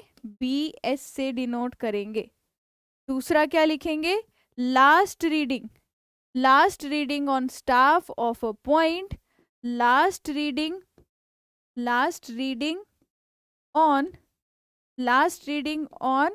Staff of a point, staff कहाँ पर है अब, last reading on staff of a point, जिस जहाँ का एलिवेशन आपने निकाला और जो last reading on staff of a point before changing the instrument station, before changing the instrument station, before changing the instrument station, instrument की station को change करने से पहले जो आपने लास्ट रीडिंग ली होगी उसी जगह से, उसको क्या बोलते हैं, four site reading.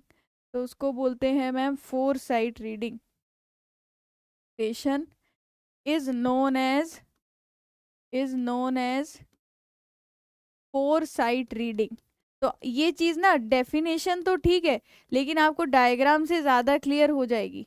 Four site FS, और जो भी रीडिंग आपने बैक साइड और फोर साइड के बीच में ली हो, जो भी रीडिंग आपने कहाँ पर ली हो, सबको क्लियर हो गया क्या? रीडिंग जो आपने between back side and fore side ली होगी, between back side and fore side, all readings between back side and fore side are known as intermediate sites, are known as intermediate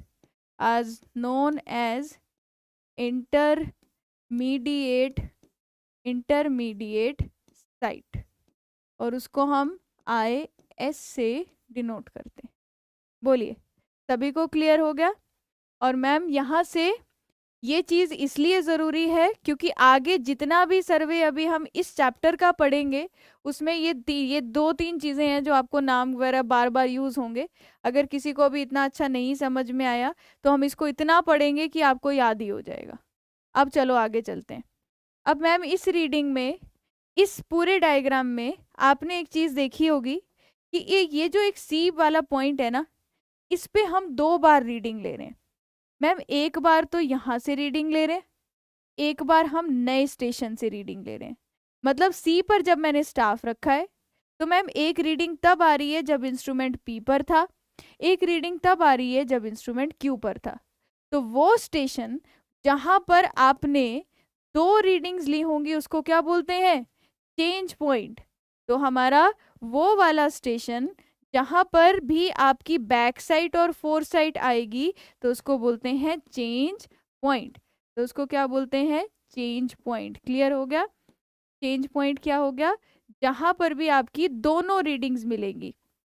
तो आपका station, आपका वो station where both back side and where both back side and fore side reading are observed, fore side reading are observed. तो उस diagram को देख लेना तो वहीं से क्लियर हो जाएगा। अब मैंने ये पहले ही इसलिए समझा दिया, अब डिफरेंट टाइप ऑफ लेवलिंग आनी है तो वो डिफरेंट टाइप ऑफ लेवलिंग हमें आसानी से समझ में आ जाएगी। तो ये तो हो गया मैम।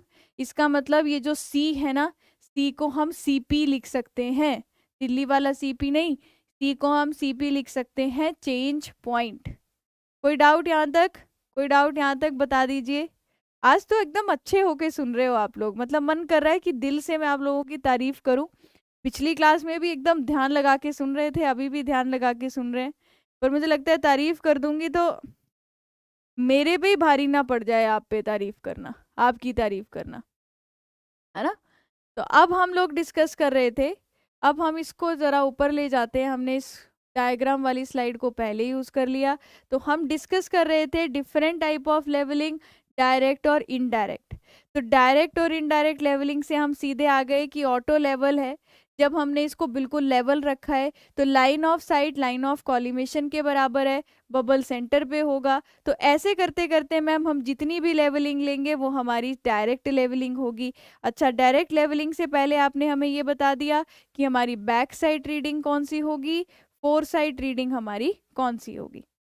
तो अब बात करते हैं टाइप ऑफ लेवलिंग की। इससे पहले हमने सब चीज़ें देख ली, अब एक एक करके कल शाम की शायरी का कमाल है, हाँ, ये देखो ना, कई बार क्लास में क्या होता है, फ्लो बनने वाली बात होती है। जैसे हम अगर कोई टॉपिक समझ में आ रहा है, आसान लग रहा है, तो वो फ्लो ना पहले से ही बन जाता है कि हाँ ऐसा है, अब ये समझ आ गया, अब ये समझ आ गया।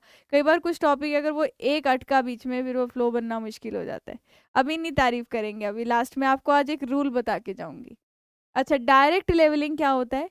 Most common type of levelling, सबसे common levelling, also known as spirit levelling, है ना, SPIRIT होता है ना, स्पिरिट लेवलिंग, उसका स्पेलिंग देखना पड़ेगा मुझे। और मोस्ट प्रिसाइज लेवलिंग। जो डायरेक्ट लेवलिंग है उसको स्पिरिट लेवलिंग भी बोलते हैं। स्पिरिट होता है ना वो अल्कोहल वाला, जो नेल पेंट में भी होता है, उसकी स्पेलिंग क्या होते हैं? SPIRIT ना, ठीक लिखा ना मैंने? ये तो है ना? अच्छा ठीक है, तो most common type of levelling, इसको बोला डायरेक्ट लेवलिंग, जिसमें मुझे क्या करना होगा, डायरेक्टली मतलब कोई सीधा रीडिंग लेनी है, RL निकालना है, सीधा काम हो जाएगा। इसको हमने स्पिरिट लेवलिंग क्यों बोला? क्योंकि हमारा इस केस में जब हम इंस्ट्रूमेंट को सेट कर रहे हैं तो बबल हमारा सेंटर पे रह रहा है, सिर्फ इतना सा रीजन है, क्योंकि बबल हमारा सेंटर पे रह रहा है। तो मैम स्पिरिट कहाँ से नाम आया? क्योंकि अभी हमने लेवल ट्यूब के बारे में पढ़ना है। तो मैम क्योंकि जो आपकी लेवल ट्यूब होती है, जो आप इतनी देर से दिखा रहे थे या बना रहे थे, उसमें एक लिक्विड भरा होता होगा ना, और बीच में जो खाली स्पेस है उसकी वजह से बबल रह जाता होगा। तो उसमें मैम एक ऐसा लिक्विड फिल करना होता है जो टेम्परेचर के साथ वेरिएशन ना दिखाए। तो जो लिक्विड उसमें फिल करते हैं जनरली, वो स्पिरिट हो सकता है, अल्कोहल हो सकता है, या इथेनॉल भी हो सकता है। तो ये वो लिक्विड्स हैं जिनका जनरली यूज़ किया जाता है। कहाँ पर इनका यूज़ किया जाता है? लेवल ट्यूब में। तो मैम अगर बबल सेंटर पे रहता है उसको डायरेक्ट लेवलिंग बोला, सबसे सिंपल तरह की लेवलिंग है। इसको स्पिरिट लेवलिंग इसलिए बोला क्योंकि बबल सेंटर पे रहता है, सिर्फ इतना सा रीजन है। ठीक है, तो अब यहाँ पर क्या बोला, तो ये हो गई, इसको सबसे सबसे ज्यादा प्रिसाइज लेवलिंग भी बोला जाता है। अब मैं बताऊंगी आपको डायरेक्ट लेवलिंग के टाइप। तो जितने भी डायरेक्ट लेवलिंग होगी उन सभी के टाइप में क्या होगा, एक चीज कॉमन रहेगी कि बबल जो है वो हमेशा सेंटर पे रहेगा और लाइन ऑफ साइट ही हमारा लाइन ऑफ कॉलिमेशन होगा। अब हम देखेंगे डायरेक्ट लेवलिंग कितनी तरह की होती है। तो डायरेक्ट लेवलिंग में सबसे पहली आती है सिंपल लेवलिंग। सिंपल लेवलिंग का मतलब क्या है? मतलब टेम्परेचर का, प्रियांशु, टेम्परेचर का बहुत ज़्यादा अफेक्ट ना हो। जैसे अगर मैं इसमें पानी का यूज़ कर लेती तो पानी का टेम्परेचर के साथ बहुत ज़्यादा अफेक्ट हो जाएगा ना। मैंने पहले ही बोल दिया था कोई चीज़ इतनी एक्यूरेट नहीं है। तो हम वो लिक्विड यहाँ यूज़ करना चाहते हैं जिसमें हम एक ऐसा लिक्विड डालें, मतलब एक ऐसा लिक्विड यूज़ करना चाहते हैं जो टेम्परेचर के साथ कम से कम वेरिएशन दिखाए। तो बस ये रीज़न है। अब देखो, सिंपल तरह की लेवलिंग का मतलब है, सिंपल टाइप की लेवलिंग का मतलब है कि मैम आपने यहाँ पर इंस्ट्रूमेंट रखा, आपने यहाँ पर इंस्ट्रूमेंट रखा, ऐसे करके इसके 3 लेग्स दिखा दिए। आपको 2 पॉइंट्स के बीच RL का डिफरेंस निकालना था या RL निकालना था, तो आपने उन 2 पॉइंट्स पे स्टाफ रखा, एक ये हो गया, एक ये हो गया। अगर मुझे इन 2 पॉइंट्स पे RL या एलिवेशन निकालना है, मुझे एक बात क्लियर करवाना, क्या आपको इस केस में इंस्ट्रूमेंट की पोजीशन को शिफ्ट करना पड़ेगा? मैं बोल रही हूँ, एक मेरा A पॉइंट है, एक मेरा B पॉइंट है, क्या इन दोनों के बीच मुझे अगर हाइट का डिफरेंस, एलिवेशन का डिफरेंस या RL का डिफरेंस निकालना है, क्या मुझे इनके इंस्ट्रूमेंट को उठाकर एक दूसरी जगह पर प्लेस करना पड़ेगा या नहीं करना पड़ेगा? ये बताओ। नहीं करना पड़ेगा मैम। यहीं से मुझे A वाला स्टाफ का रीडिंग भी नजर आ रहा है, यहीं से मुझे B वाली स्टाफ की रीडिंग भी नजर आ रही है। तो ये क्या हो गया मैम, हमारी डायरेक्ट लेवलिंग का पहला टाइप। कौन सी लेवलिंग? Simple levelling. इसमें क्या होगा, only one setting of instrument, मतलब इंस्ट्रूमेंट को एक ही बार सेट करना पड़ेगा। Only one setting of instrument is done. Clear? Only one setting of instrument is done. Instrument को सिर्फ एक ही बार सेट करना पड़ेगा। क्यों? क्योंकि दोनों पॉइंट्स हमें एक ही जगह से क्लियरली दिखाई दे रहे होंगे, क्योंकि बोथ द पॉइंट्स, बोथ या फिर ऑल द पॉइंट्स बोथ की जगह लिख सकते हैं all points are clearly visible, all points are clearly visible, बिल्कुल क्लियरली दिखाई दे रहे हैं, all points are clearly visible from one instrument station, from one instrument position, या फिर वन इंस्ट्रूमेंट की एक ही पोजीशन से आपको सारे पॉइंट्स क्लियरली दिखाई दे रहे हैं। समझ गए सिंपल टाइप की लेवलिंग क्या है, बोलो। Only one setting of instrument is done and all the points are clearly visible or visible from one instrument position. एक ही जगह से दिखाई देते हैं। या वन की जगह क्या लिख सकते हो, सिंगल लिख सकते हो, वन भी लिख सकते हो, फ्रॉम सिंगल इंस्ट्रूमेंट पोजीशन। कोई डाउट इसमें? आगे चले तो सिंपल लेवलिंग समझ में आ गई। अब ma'am differential levelling, differential levelling ma'am इसका ऑपोजिट है बिल्कुल। डिफरेंशियल लेवलिंग का मतलब है आपको अगर ए पॉइंट और बी पॉइंट में हाइट का डिफरेंस निकालना था तो मैम इसमें हमने बार बार नई नई जगह पर अपने इंस्ट्रूमेंट की पोजीशन को फिक्स किया, नई नई जगह पर अपने इंस्ट्रूमेंट की पोजीशन को फिक्स किया। ये देखिए अब यहाँ पर हम मैम अलग अलग मतलब हमें नंबर ऑफ टाइम्स अपने इंस्ट्रूमेंट को उठाना पड़ रहा है और नई नई जगह पर उसे प्लेस करना पड़ रहा है, क्योंकि एक ही जगह से मुझे सारे पॉइंट्स क्लियरली नहीं दिखाई दे रहे थे। तो उस टाइप की लेवलिंग को क्या बोलेंगे, डिफरेंशियल लेवलिंग। तो this type of levelling require, इसमें क्या लिख सकते हैं, this type of levelling require, this type of levelling require more than one setting of instrument. ठीक है, more than one setting of instrument, तो लिख देते हैं more than one setting of instrument. Clear हो गया? इंस्ट्रूमेंट की एक से ज़्यादा बार सेटिंग क्यों करनी पड़ेगी, क्योंकि सारा जो जिस पॉइंट का एलिवेशन निकालना है वो एक ही जगह से क्लियरली विजिबल नहीं है। तो इसको बोलते हैं डिफरेंशियल लेवलिंग। डिफरेंशियल लेवलिंग को ही कंपाउंड लेवलिंग भी बोला जाता है, is also known as compound levelling. कोई डाउट किसी को इसमें? Also known as compound levelling. तो जब मैम इंस्ट्रूमेंट की पोजीशन को नई नई जगह पे शिफ्ट करना पड़े तो वो हमारी किस तरीके की लेवलिंग होती है, डिफरेंशियल लेवलिंग होती है। आगे बढ़ते हैं। सिंपल का मतलब था एक ही जगह पर इंस्ट्रूमेंट है, डिफरेंशियल का मतलब है एक से ज़्यादा बार अपने इंस्ट्रूमेंट को प्लेस करना पड़ेगा नई नई जगह पर। अब फ्लाई लेवलिंग है, देखो नाम से याद रखना है, फ्लाई का मतलब है उड़ते हुए जाना है। उड़ते हुए जाना है का मतलब क्या हुआ कि मैम हमें ये नहीं है कि हमें पूरा एग्जैक्ट पता करना है कि मेरा ग्राउंड कहाँ से ऊपर है कहाँ से नीचे है, मुझे इतना कुछ फर्क नहीं पड़ रहा है, मुझे सिर्फ रिकनेंस करना है। रिकनेंस समझाया था आपको पहली क्लास में। रिकनेंस का मतलब है मुझे एक जनरल सा ऑब्जर्वेशन लेना है एक एरिया का, एक जनरल सा ऑब्जर्वेशन लेना है एरिया का कि उस एरिया में किस तरीके का ग्राउंड है। तो ध्यान से सुनना, हवा में सर्वे करने का मतलब मैं समझाती हूँ। इसमें क्या था मैम, आप फोर साइट ले रहे थे, आप इंटरमीडिएट भी ले रहे होंगे, आप बैक साइट ले रहे थे, इंटरमीडिएट साइट ले रहे थे, आप फोर साइट ले रहे थे, फिर से बैक साइट लिया होगा। तो इसमें मैं कंडीशन में क्या कर देती हूँ, थोड़ा सा चेंज, फिर मैम इंटरमीडिएट साइट, फिर आपने इंटरमीडिएट साइट, फिर उसके बाद फोर साइट, फिर नई जगह पे बैक साइट, और फिर मैम इसके आगे बैक साइट, और मान लीजिए इसके आगे आपने फिर फोर साइट लिया। तो यहाँ पर हम अलग अलग रीडिंग ले रहे थे। जब मुझे सिर्फ रिकनेंस करना है मैं क्या करूँगी, ध्यान से देखना। तो यहाँ पर मैम आपका एक पॉइंट ए है, एक पॉइंट आपका बी है, जिनके बीच में मुझे रिकनेंस करना था, मतलब एक जनरल आइडिया देना था कि ग्राउंड किस तरीके का है। तो मैंने सबसे पहले क्या किया, जो हमारा बेंचमार्क होगा वो पॉइंट सेलेक्ट किया, अपने इंस्ट्रूमेंट को एक ऐसी पोजीशन पे रखा जहां से मुझे ये तो दिखाई दे, लेकिन मान लो मैं अभी यहाँ पर खड़ी हूँ तो मैं सामने स्टाफ को ऐसी जगह रखूंगी कि मैक्सिमम दूर मैं कितनी रीडिंग उस स्टाफ पर पढ़ पा रही हूँ। तो मेरा क्या टारगेट होगा, मैं इसको ज़्यादा से ज़्यादा दूर रखूं, क्योंकि मुझे बीच से कुछ मतलब नहीं पड़ रहा, मैं लास्ट में कितना मैक्सिमम पॉइंट क्लियरली देख पा रही हूँ। तो मान लो वो लास्ट पॉइंट ये था, तो अब आपने यहाँ पर कौन सी रीडिंग ली, फोर साइड, यहाँ कौन सी रीडिंग ली, बैक साइड।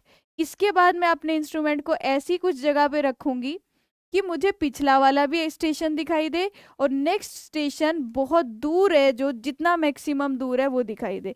तो इसमें मैंने कौन सा लिया मैम, फिर से बैक साइड, यहाँ फिर से फोर साइड। फिर से मैंने अपने इंस्ट्रूमेंट को ऐसा रखा कि मैं मैक्सिमम दूरी तक कितना तक उसको रख सकूं। मेरे को बीच वाले पॉइंट्स की आरएल से कोई मतलब नहीं है, मैं सिर्फ क्या कर रही हूँ, back side four side, back side four side, ऐसे अगर ऑब्जर्वेशन कर रही हूँ, इसको बोलते हैं फ्लाई लेवलिंग। मतलब आपको जस्ट एक जनरल आइडिया लेना है ए और बी के बीच में थोड़ा थोड़ा हाइट का डिफरेंस मतलब निकालने के लिए, बीच में किस तरीके का ग्राउंड था। तो आप इसमें लग भी रहा है ना मैम, आप ये बी सी ऑब्जर्व नहीं करते हुए जा रहे हो, आप देख रहे हो मैक्सिमम दूर वाला पॉइंट कितना दिखाई दे रहा है, मतलब हम हवा में ही काम कर रहे हैं। तो इस तरीके की लेवलिंग को फ्लाई लेवलिंग बोलते हैं। फ्लाई लेवलिंग में सिर्फ बैक साइड और फोर साइड लिया जाता है। इंटरमीडिएट लेने का मतलब है कि आप और एक्यूरेटली काम करना चाहते हो, जो कि हम नहीं चाहते। ठीक है, इसका मतलब सिर्फ ये है कि मैं यहाँ से सर्वे शुरू करूंगी। अब देखो यहाँ से सर्वे शुरू करूंगी, मैं चाहूंगी मैं अपना इंस्ट्रूमेंट को वहां रखूं कि मुझे मैक्सिमम दूर वाला बैक साइड भी दिख जाए और मैक्सिमम दूर वाला फोर साइड भी दिख जाए। फिर मैं ऐसी जगह रखूंगी कि जो मुझे मैक्सिमम दूर बैक साइड भी दिख जाए और मैक्सिमम दूर फोर साइड भी दिख जाए। आप बीच वाली रीडिंग्स जानबूझ के नहीं ले रहे हो, तो intermediate sight is not taken. तो हवा में ही बोलेंगे ना इसको काम करना, कि बस पिछली रीडिंग ली, आगे मैक्सिमम दूर वाली ले ली, फिर ऐसी जगह रखा कि और दूर वाला दिख जाए। समझ आया या नहीं आया?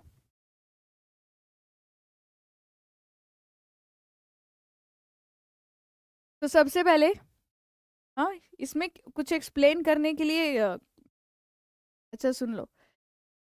अभी मेरे पास, अभी मैं ऑब्जर्वर हूँ, मैं यहाँ पर अपने इंस्ट्रूमेंट को एक ऐसी जगह पे रखूंगी। अब है क्या, एग्जाम्पल के लिए मान लीजिए आप जहाँ पर भी अभी बैठे हो, तो आप यहाँ से ऑब्जर्वेशन लेना शुरू करना चाहते हो, या फिर यहाँ पर बेंचमार्क है। अब मैं आपको बोल रही हूँ कि आप ना अपना सर्वे का काम जल्दी जल्दी निपटा दो। सर्वे का काम जल्दी जल्दी निपटाने के लिए आपने क्या किया, आपने अपने इंस्ट्रूमेंट को एक ऐसी जगह पे रखा जहां पर आपका बेंचमार्क था। जैसे इस दीवार पे मेरा बेंचमार्क था, तो मुझे बेंचमार्क दिख रहा है, और यहाँ से मैक्सिमम दूर मैं कहाँ पर अपने स्टाफ को रख सकती हूँ, वहां पे मैंने रीडिंग ले ली। तो मतलब मैं मैक्सिमम दूर का मतलब है मेरे को बीच वाले पॉइंट से कोई मतलब नहीं, कोई मतलब नहीं है। मैं ऐसे काम कर रही हूँ कि मुझे जल्दबाजी में काम करना है, तो मैंने सबसे पहले यहाँ इंस्ट्रूमेंट रखा, सिर्फ बैक साइड ली, सिर्फ फोर साइड ली, बीच वाली कोई रीडिंग नहीं ली।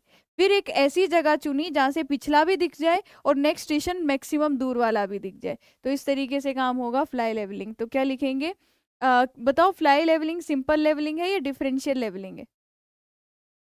This type of leveling is done. This type of leveling is done for recurrence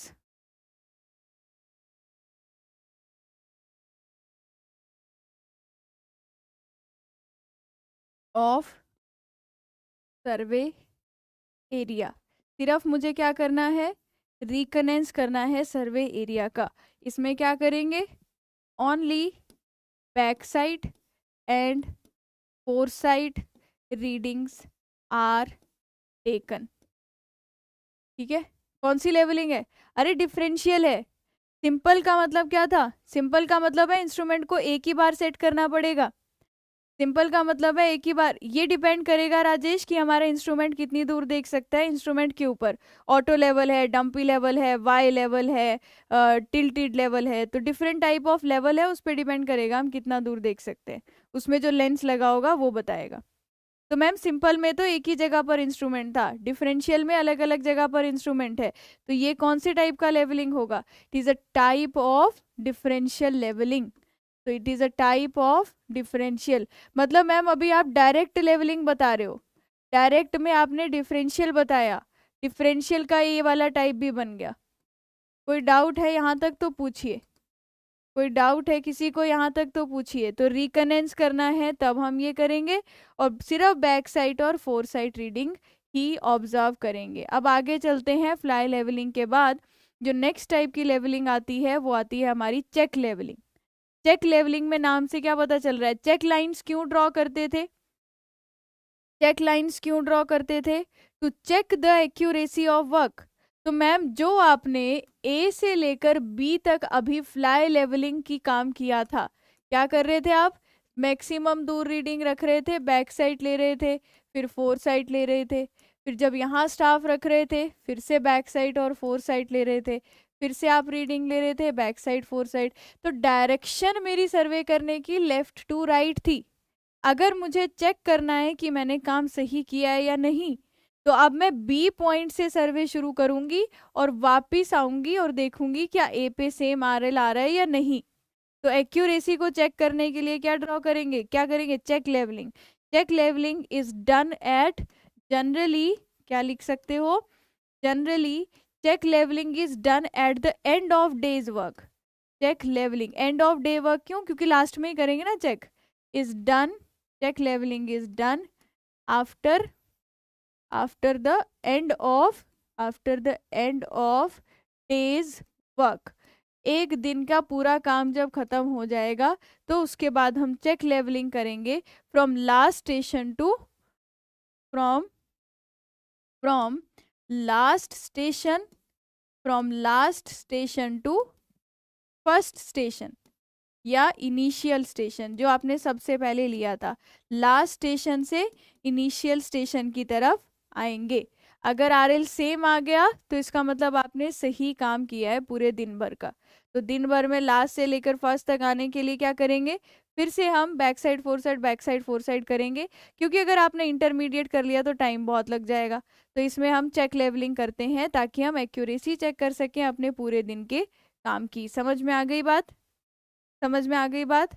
इसमें एक छोटा सा पॉइंट ऐड करना चाहती हूँ कि मान लीजिए मैम जब मैंने यहाँ से सर्वे शुरू किया था तो ए पे आरएल मैंने 100 मीटर माना था।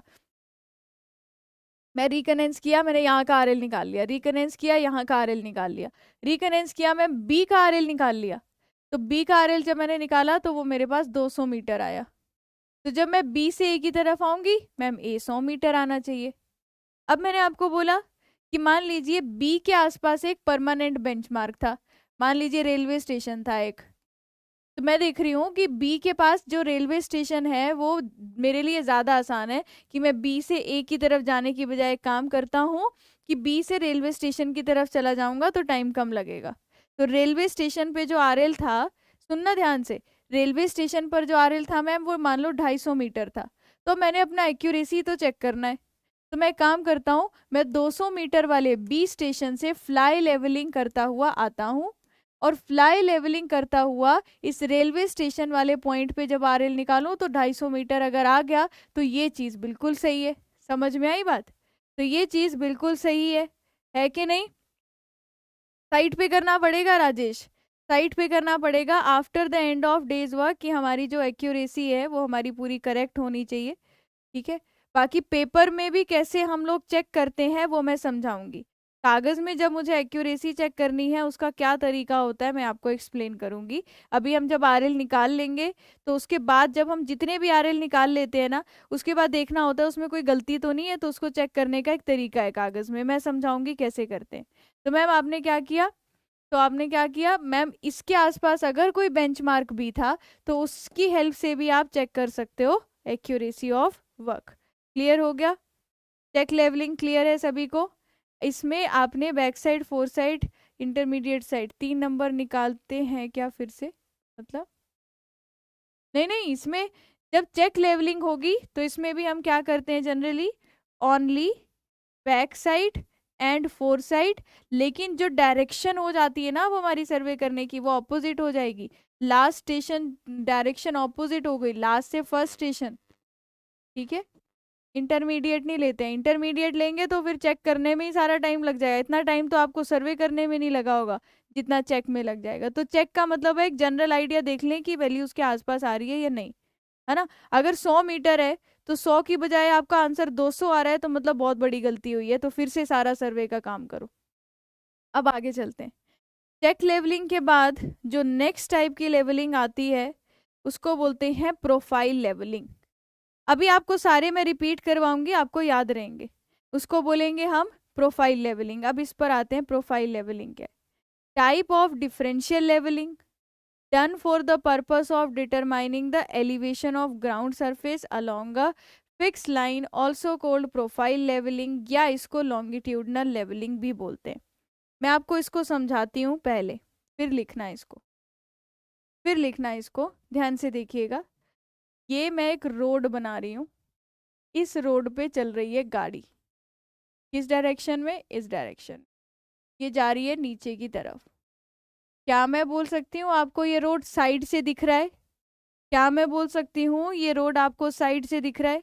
चेक लेवलिंग में फ्लाई लेवलिंग करते हैं, चेक लेवलिंग में फ्लाई लेवलिंग ही की जाती है ताकि आपका टाइम बच सके, ठीक है। तो अब बताओ, क्या ये रोड को आप ऐसे बोल सकते हो कि मैम हम दो गाड़ियां देख रहे हैं जो ऐसे साइड से इस डायरेक्शन में जा रही है, ऐसे बोल सकते हो? तो इस सेक्शन को मैं क्या बोलती हूँ, ये मुझे यहाँ पर दिख रहा है लॉन्गिट्यूडनल सेक्शन। ये क्या दिख रहा है मुझे, इसका लॉन्गिट्यूडनल सेक्शन। तो अब मैं अगर आपसे पूछूं कि अगर आपको एक रोड बनाना है और आपके पास ये एक प्रोफाइल है, अब मैं हाईवे अगर पढ़ाऊंगी जब तब देखेंगे, अगर मुझे एक रोड बनाना है और ये हमारी एक प्रोफाइल है, तो मैम इसमें ना मुझे इस रोड की स्लोप जो है कुछ ऐसी देने को बोली गई है। इस रोड को जब मैं डिज़ाइन करना चाहती हूँ तो वो येलो वाली लाइन नहीं होनी चाहिए, वो गाड़ी के लिए कंफर्टेबल जो होगा वो वाइट वाली लाइन होनी चाहिए।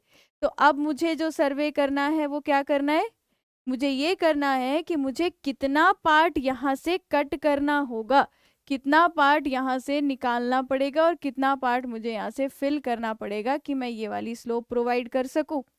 तो ये वाली जो लेवलिंग होगी, इसमें हम लॉन्गिट्यूडनल सेक्शन ड्रॉ कर रहे हैं, उसको बोलते हैं प्रोफाइल लेवलिंग या उसको बोलते हैं लॉन्गिट्यूडनल लेवलिंग। समझ में आया लॉन्गिट्यूडनल लेवलिंग का मतलब क्या है? मेन पर्पस क्या है, लॉन्गिट्यूडनल सेक्शन बनाना। जैसे इस रोड के केस में मैं ये देखना चाहती हूँ कहाँ कटिंग कहाँ फलिंग कितनी हुई, और वो चीज़ चेक करना चाहती हूँ। बताइए, समझ आ गया इस एग्जाम्पल से? तो इस केस में मैं जब आरएल निकालूंगी अलग अलग, इसमें हम सारी रीडिंग्स लेते हुए चलेंगे, सारी reading, back side, four side, intermediate side, सब कुछ निकालते हुए जाना है आपने इसमें। बैक साइड, फोर साइड, तो मतलब हम यहाँ रीडिंग लेंगे, यहाँ रीडिंग लेंगे, यहाँ रीडिंग लेंगे, जहाँ मैं स्टाफ रख रही हूँ। तो अलग अलग स्टेशंस पर आरएल निकालोगे। कोई डाउट किसी को? तो अभी तक जो आपने लेवलिंग आपको याद आ रही है, जल्दी से मुझे कमेंट सेक्शन में बताओ, जो आपकी डायरेक्ट लेवलिंग के टाइप हमने अभी तक पढ़े। डायरेक्ट लेवलिंग के टाइप हमने जो जो भी पढ़े वो कौन कौन से पढ़े अभी तक, बोलो।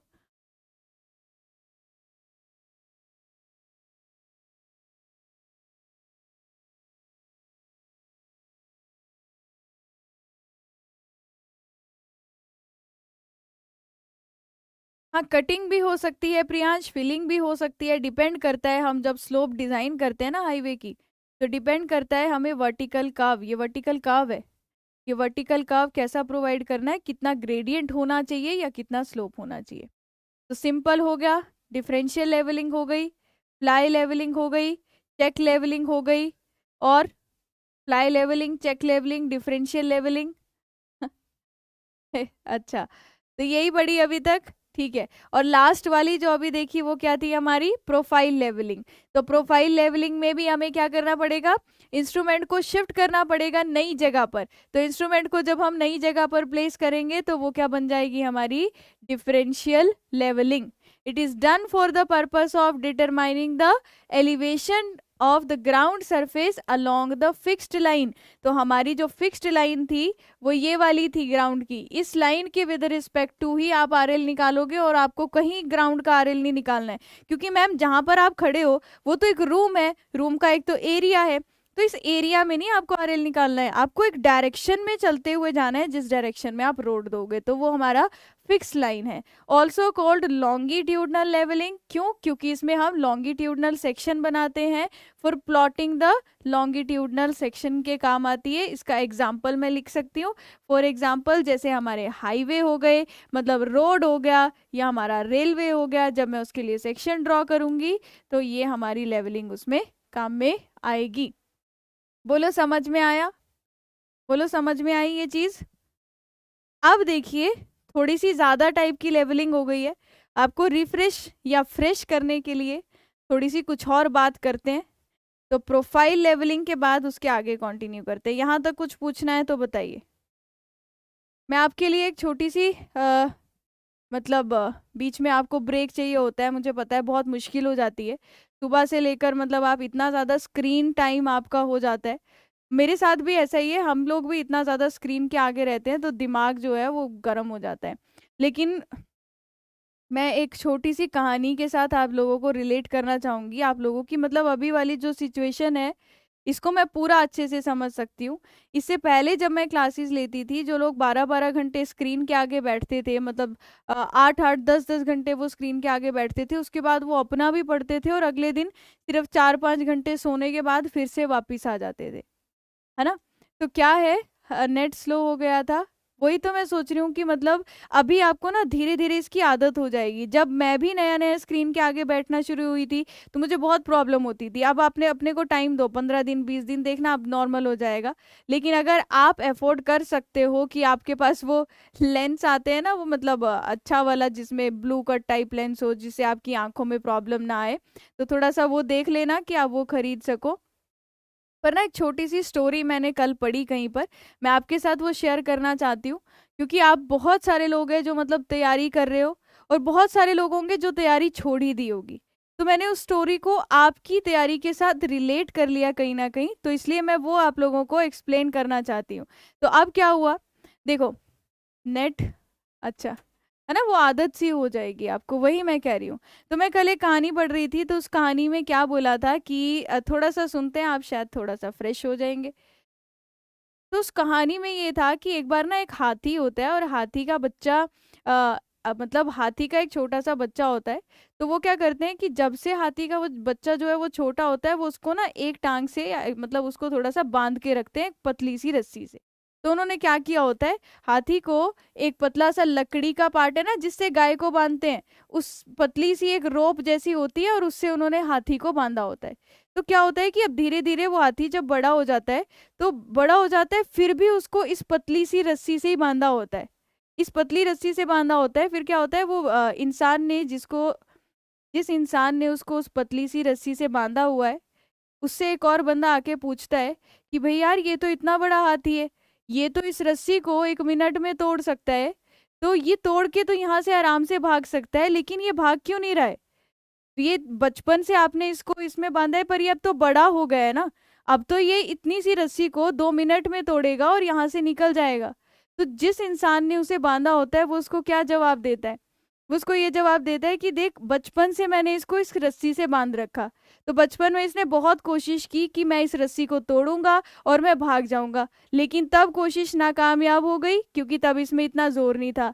लेकिन उसके बाद इसने कोशिश करना बंद कर दिया, और आज ये इतना बड़ा हो गया, इसके पास पावर है, लेकिन इसको खुद को ही नहीं पता है कि इसके पास इतनी पावर है कि ये रस्सी को तोड़ के भाग सकता है। इसको लगता है कि अभी भी ये छोटा सा वही वाला जानवर है जो पहले जोर लगाता था, कोशिश करता था, लेकिन इस रस्सी को तोड़ नहीं पाता था। तो मतलब ये बात है कि कुछ लोग आप में से ऐसे भी होंगे जो पहले से ही कंपटीशन से साइड हो गए, उनको लगता है कि हम जेई बन ही नहीं सकते, या फिर हम ये पेपर क्रैक ही नहीं कर सकते। तो जैसे वो हाथी की स्टोरी थी, तो मैंने देखा कि कई बार हम क्या होता है, हमारे अंदर जो कैलिबर होता है, हम उसको रियलाइज ही नहीं करते कि हमारे अंदर कैलिबर है क्या, और हम पहले ही हार मान बैठते हैं। तो जैसे वो हाथी अपने को पहले ही हार मान बैठे कि यार पहले तो मैंने इतनी कोशिशें करी, अब कुछ नहीं बनने वाला, तो हमारे साथ भी ऐसी चीजें होती है।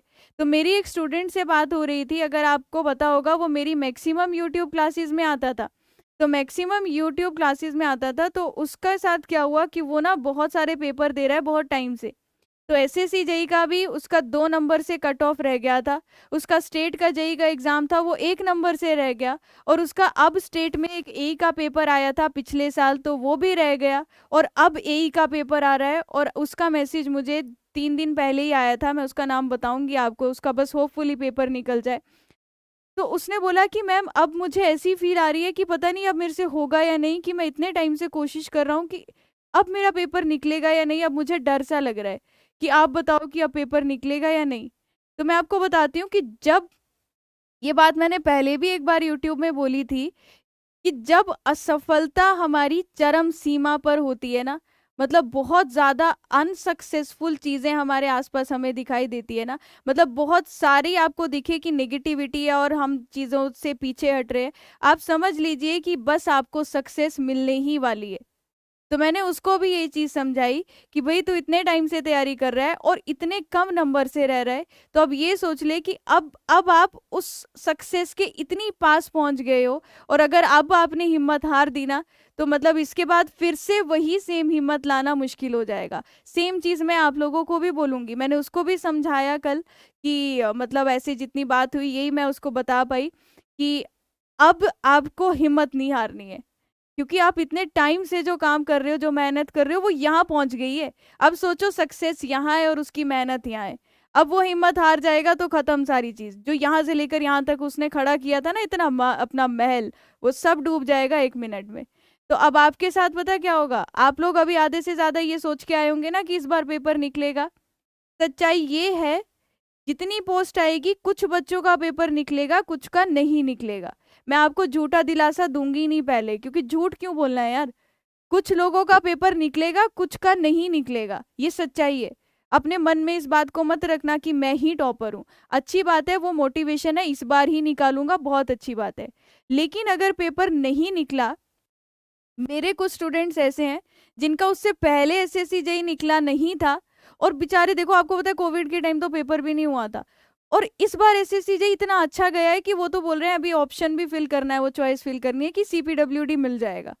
तो मैं ये बोलना चाह रही हूँ कि अभी आप में से जिसका इस साल पेपर नहीं निकला, आपको पता है अगली बार निकल जाएगा। मुझे अपनी जिंदगी में किसी कहीं पहुंचना है तो मुझे उस वहां तक पहुंचने के लिए टाइम देना पड़ेगा कुछ, ठीक है।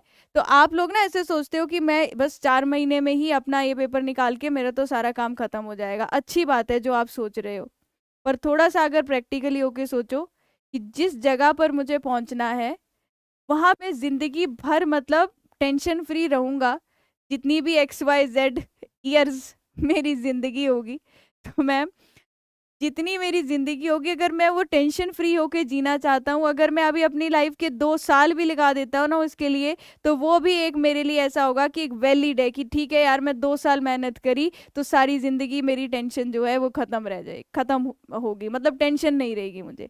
तो आप थोड़ा सा टाइम मतलब अपने टारगेट की तरफ दिया कीजिए। मैं ज़्यादा ही बोल ली वैसे, भावनाओं में बह जाती हूँ मैं, बहन, इसलिए मैं ऐसी बातें ज़्यादा करती नहीं हूँ। वो कल मेरी उस स्टूडेंट से बात हुई तो मुझे ये रियलाइज़ हुआ कि ये कहानी आप लोगों के भी साथ हो सकती है। तो आप ये सोचना कि जब बहुत ज़्यादा फेलियर्स मुझे मिल रहे हैं और बहुत छोटे छोटे कम कम नंबर से मैं रह जा रहा हूँ, कि बस अब वो टाइम आ गया है, अब मुझे थोड़े टाइम की हिम्मत रखनी है, अब मेरे पेपर निकलने शुरू हो जाएंगे, है ना। है ना, 6 साल बाद संदीप जो आप दोबारा आए हो, तो 6 साल के बाद आप वापिस से उसी वाले सेम फ्लो में जाने में कितना मुश्किल हो रहा होगा आपको, सेम उसी फ्लो में जाने में कितनी मुश्किल हो रही होगी, ये बाकी लोग अभी समझ में भी नहीं सकते। नेट की वजह से बहुत ज़्यादा नेट होता है, ख़त्म हो जाता है। अब इस संदीप, इस इंटरनेट वाली प्रॉब्लम का मैं क्या कर सकती हूँ। हाँ रोशन, आपने सही बोला, डॉग के साथ भी ऐसा ही होता है, उसको हम बांधते हैं, उसको लगता है वो उसको तोड़ के जा ही नहीं सकता, है ना। हाँ, बेस्ट तो अपना देना ही है। अच्छा, अब आ जाते हैं डिफरेंट टाइप ऑफ लेवलिंग में। तो ये वाली लेवलिंग, इससे पहले प्रोफाइल लेवलिंग समझ में आ गई। बस ये मैं टाइप ऑफ लेवलिंग खत्म करवा रही हूँ आप लोगों को। अब देखिए, प्रिया कुमारी, आपका कमेंट तो ऊपर चला गया, मुझे दिखाई नहीं दे रहा है, एक बार फिर से लिख दीजिए। तो प्रोफाइल लेवलिंग हो गई। क्रॉस सेक्शनल लेवलिंग का मतलब क्या है? क्रॉस सेक्शनल लेवलिंग का मतलब क्या है, मैं आपको हाईवे की हेल्प से एग्जाम्पल समझाती हूँ। मान लो ये रोड है और ये रोड की सेंटर लाइन है, ये रोड है, ये रोड की सेंटर लाइन है। तो मैम ये क्या है, ये हमारी गाड़ी इस डायरेक्शन में जा रही है, ये गाड़ी इस डायरेक्शन में जा रही है। और मैम आप प्लान बनाए हो, हाँ मैं ऊपर से दिखा रही हूँ कि यहाँ से गाड़ी इस तरफ आ रही है, यहाँ से गाड़ी दूसरी तरफ जा रही है। ये क्या दिखाया मैंने? रोड दिखाया। ये क्या दिखाई है? व्हीकल दिखाई है जो इस तरफ जा रही है। ये क्या दिखाई है आपको? व्हीकल दिखाई है। अब मैंने आपको क्या कहा, एक काम कीजिए, सामने से एक सेक्शन को कट कर दीजिए, यहां से एक सेक्शन को कट कर दीजिए, क्रॉस सेक्शन। अब जब इसको कट कर दिया, और मैम जब आप सामने से खड़े होकर देखोगे, जब आप सामने से खड़े होकर इन दोनों वाली गाड़ियों को आने जाने को ऑब्जर्व करोगे तो ये कुछ इस तरीके से दिखाई देगा। तो मैम ये कुछ इस तरीके से दिखाई देता है। मैं हाईवे का कॉन्सेप्ट यहाँ नहीं समझाने वाली हूँ, आप बस देखना, स्लोप स्लोप की बातें नहीं करने वाली हूँ, मतलब ज़्यादा नहीं तो आप हाईवे की डाउट पूछोगे। तो मैम कुछ ऐसे दिखाई देगा, ऐसे दिखाने का मतलब, ऐसे दिखाई देने का मतलब यहाँ से एक तरफ से आने वाली गाड़ी और एक तरफ से जाने वाली गाड़ी, जब मैं सामने से रोड को देखूंगी तो ये गाड़ी इस तरफ आ रही है, ये गाड़ी उस तरफ आ रही है। समझ में आई बात? तो मैंने क्या बोला कि ये जो है इसको बोल दिया मैम ये रोड का विड्थ है। तो अब मुझे क्या करना है, मुझे अब एलिवेशन किन दो पॉइंट्स का निकालना है मैम? मुझे अब ये जो कॉर्नर वाले दो पॉइंट है ना, इन दोनों में हाइट का डिफरेंस कितना था ये निकालना है। इन दोनों में हाइट का डिफरेंस कितना था ये निकालना है। ये क्यों निकालते हैं? अगर आपको पता होगा, थोड़ा बहुत हाईवे की नॉलेज होगी, तो जिसने अभी कहा था कि सुपर एलिवेशन सुना है आपने? अगर आप हिली एरिया में रहते हो तो आपने ऑब्जर्व किया होगा, नहीं तो आप हाईवे में पढ़ लोगे, कोई सीन नहीं है। मैम जब हम हॉरिजॉन्टल कर्व पे होते हैं ना और गाड़ी हमारी ऐसे जा रही होती है रोड से, तो ये मैम जब आप गाड़ी ऐसे मुड़ती है तो हम क्या देखते हैं कि रोड का बाहर वाला किनारा ऊपर होता है, अंदर वाला किनारा नीचे की तरफ होता है। बाहर वाला किनारा ऊपर उठा होता है, नीचे वाला किनारा नीचे होता है बाहर के कंपैरिजन में। इसको बोलते हैं सुपर एलिवेशन। ये क्यों देते हैं और कैसे पता चलता है? मैम जब बारिश होती है तो हम देखते हैं बारिश के बाद सारा पानी नालियों में जा रहा होता है और नालियां सारी अंदर वाली साइड बनाई होती हैं। तो मैंने क्या किया, इस पॉइंट और इस पॉइंट के बीच का जो हाइट का डिफरेंस निकाला, इन दोनों पॉइंट्स के बीच का जो हाइट का डिफरेंस निकालना है उसे क्या बोलेंगे मैम? इसे बोलेंगे क्रॉस सेक्शनल लेवलिंग। कि आप ये पॉइंट और ये पॉइंट के बीच हाइट बताओ, मतलब इस पॉइंट और इस पॉइंट के बीच हाइट का डिफरेंस क्या होगा। तो मैम यहाँ पर इंस्ट्रूमेंट रखो, एक रीडिंग यहाँ लो, एक रीडिंग यहाँ लो, यहाँ पर इंस्ट्रूमेंट रखो, एक रीडिंग यहाँ लो, एक रीडिंग यहाँ लो। तो ऐसे आप अपने इंस्ट्रूमेंट को कहाँ रखोगे? सेंटर लाइन पे, और आप रीडिंग इसके परपेंडिकुलर लेते जाओगे। तो this type of levelling is done to determine, DET लिखा है तो इसका मतलब है to determine the difference of ground surface along the line perpendicular to the centre line of propose road और कैनाल। क्लियर हो गया? आपको तो हाईवे आता है, पहले ही आंसर कर दे रहे हो। तो यहाँ पर हाँ कैम्बर बोलते हैं जो पहले बनाया था, बाद वाली को सुपर एलिवेशन। ये समझ आ गया? सेंटर लाइन के परपेंडिकुलर वाले पॉइंट्स के बीच का हाइट का जो डिफरेंस निकालेंगे वो हमारा क्या होगा? क्रॉस सेक्शनल लेवलिंग, क्योंकि हम इसमें क्रॉस सेक्शन बनाएंगे। अगले टाइप का लेवलिंग है रेसिप्रोकल लेवलिंग, जो हमने और ज्यादा डिटेल में पढ़ना है। रेसिप्रोकल लेवलिंग देखिए क्या होता है। इसका मतलब है मैम अगर हमें किन्हीं दो पॉइंट के बीच हाइट का डिफरेंस निकालना है, मान लीजिए मैंने यहाँ इंस्ट्रूमेंट रख दिया, एक पॉइंट ए है, एक पॉइंट बी यहाँ पर है, बीच में क्या आ रही है? बीच में मैम कोई बहुत बड़ी ऑब्स्ट्रक्शन है। ऑब्स्ट्रक्शन मतलब हो सकता है कोई रिवर पड़ रही हो सकता है कोई वैली हो। तो अगर मैम जिन दो पॉइंट के बीच हमें हाइट का डिफरेंस निकालना है और बीच में हमारा कोई भी ऑब्स्ट्रक्शन आ रहा है और उस वजह से आप इंटरमीडिएट स्टेशन को लोकेट नहीं कर पा रहे हो, क्योंकि बीच में हम स्टाफ कहीं पर रख ही नहीं पा रहे, तो वहाँ जो लेवलिंग करते हैं वो रेसिप्रोकल लेवलिंग होती है। To determine the difference of elevation of two points which are situated quite apart and not possible to set the instrument midway between these point. इन दोनों पॉइंट्स के बीच में आप कहीं पर भी इंस्ट्रूमेंट को नहीं रख पा रहे हो, तो वहां रेसिप्रोकल लेवलिंग करते हैं। क्या रेसिप्रोकल डायरेक्ट लेवलिंग है? हाँ मैम। क्यों? क्योंकि यहाँ भी इंस्ट्रूमेंट आप हॉरिजॉन्टल रखोगे, यहाँ रीडिंग लोगे, यहाँ पर इंस्ट्रूमेंट हॉरिजॉन्टल रहेगा मैम, आप यहाँ रीडिंग लोगे। कैसे किया जाता है मैं एक्सप्लेन करूंगी आने वाली क्लास में। तो ये भी कौन सी लेवलिंग है मैम? अभी तक सारी डायरेक्ट लेवलिंग चल रही है, और पेपर में सबसे ज्यादा कंफ्यूजन इस क्वेश्चन का रहता है। बार बार पूछते हैं क्योंकि आप कंफ्यूज होते हो, तो बार बार पूछते हैं रेसिप्रोकल लेवलिंग डायरेक्ट है या इनडायरेक्ट? भाई डायरेक्ट ही है। क्यों? क्योंकि इंस्ट्रूमेंट हॉरिजॉन्टल है, रीडिंग लेंगे आरएल आ जाएगा। क्लियर हो गया? आप इसको नोट से बाद में लिख लेना, आपको बस मैं टाइप ऑफ लेवलिंग अभी समझा दे रही हूँ। तो ये हमारा रेसिप्रोकल लेवलिंग समझ में आया या नहीं आया? बोलो। अब लास्ट बचती है आज की क्लास की, वो है इनडायरेक्ट लेवलिंग।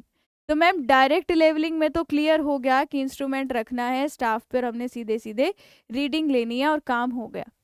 इनडायरेक्ट लेवलिंग का मतलब है वो लेवलिंग जिसमें हम कोई और ही कॉन्सेप्ट लगा के आरएल का डिफरेंस निकालना चाहते हैं, हाइट का डिफरेंस निकालना चाहते हैं।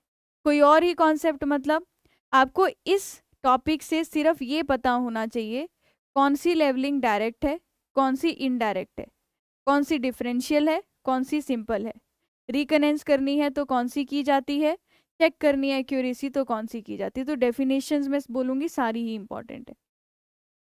तो यहाँ इनडायरेक्ट लेवलिंग में आपको समझाती हूँ, हम कोई ना कोई इनडायरेक्ट कॉन्सेप्ट लगाएंगे। अब हम कोई ना कोई इनडायरेक्ट कॉन्सेप्ट यहाँ पर यूज करेंगे। जैसे जैसे ट्रिग्नोमेट्रिक लेवलिंग क्यों बोला, जब मैं यहाँ पर आरएल निकालूंगी, देखना मैंने बोला आपके घर के सामने एक बड़ा सा टावर लगा हुआ है, इस टावर के टॉप पर बताओ कितना आरएल होगा। आप बताओ क्या अगर इंस्ट्रूमेंट हॉरिजॉन्टल होगा मैं इस टावर के टॉप पे आरएल निकाल सकती हूँ? अगर मेरा इंस्ट्रूमेंट हॉरिजॉन्टल होगा क्या मैं हॉरिजॉन्टल रखकर ही टावर के टॉप पे आरएल निकाल पाऊंगी? बिल्कुल नहीं निकाल पाएंगे, क्योंकि इंस्ट्रूमेंट हॉरिजॉन्टल तो ऐसे जाएगा ना सीधा। तो जब इंस्ट्रूमेंट हॉरिजॉन्टल है मैम, हम सीधी रीडिंग ही ले सकते हैं। ऊपर से हम कहाँ टावर के टॉप पे जाके स्टाफ को रखेंगे और रीडिंग लेंगे? तो इस केस में क्या करना पड़ेगा, इस केस में हमें यूज करने पड़ते हैं ट्रिग्नोमेट्रिक रिलेशन।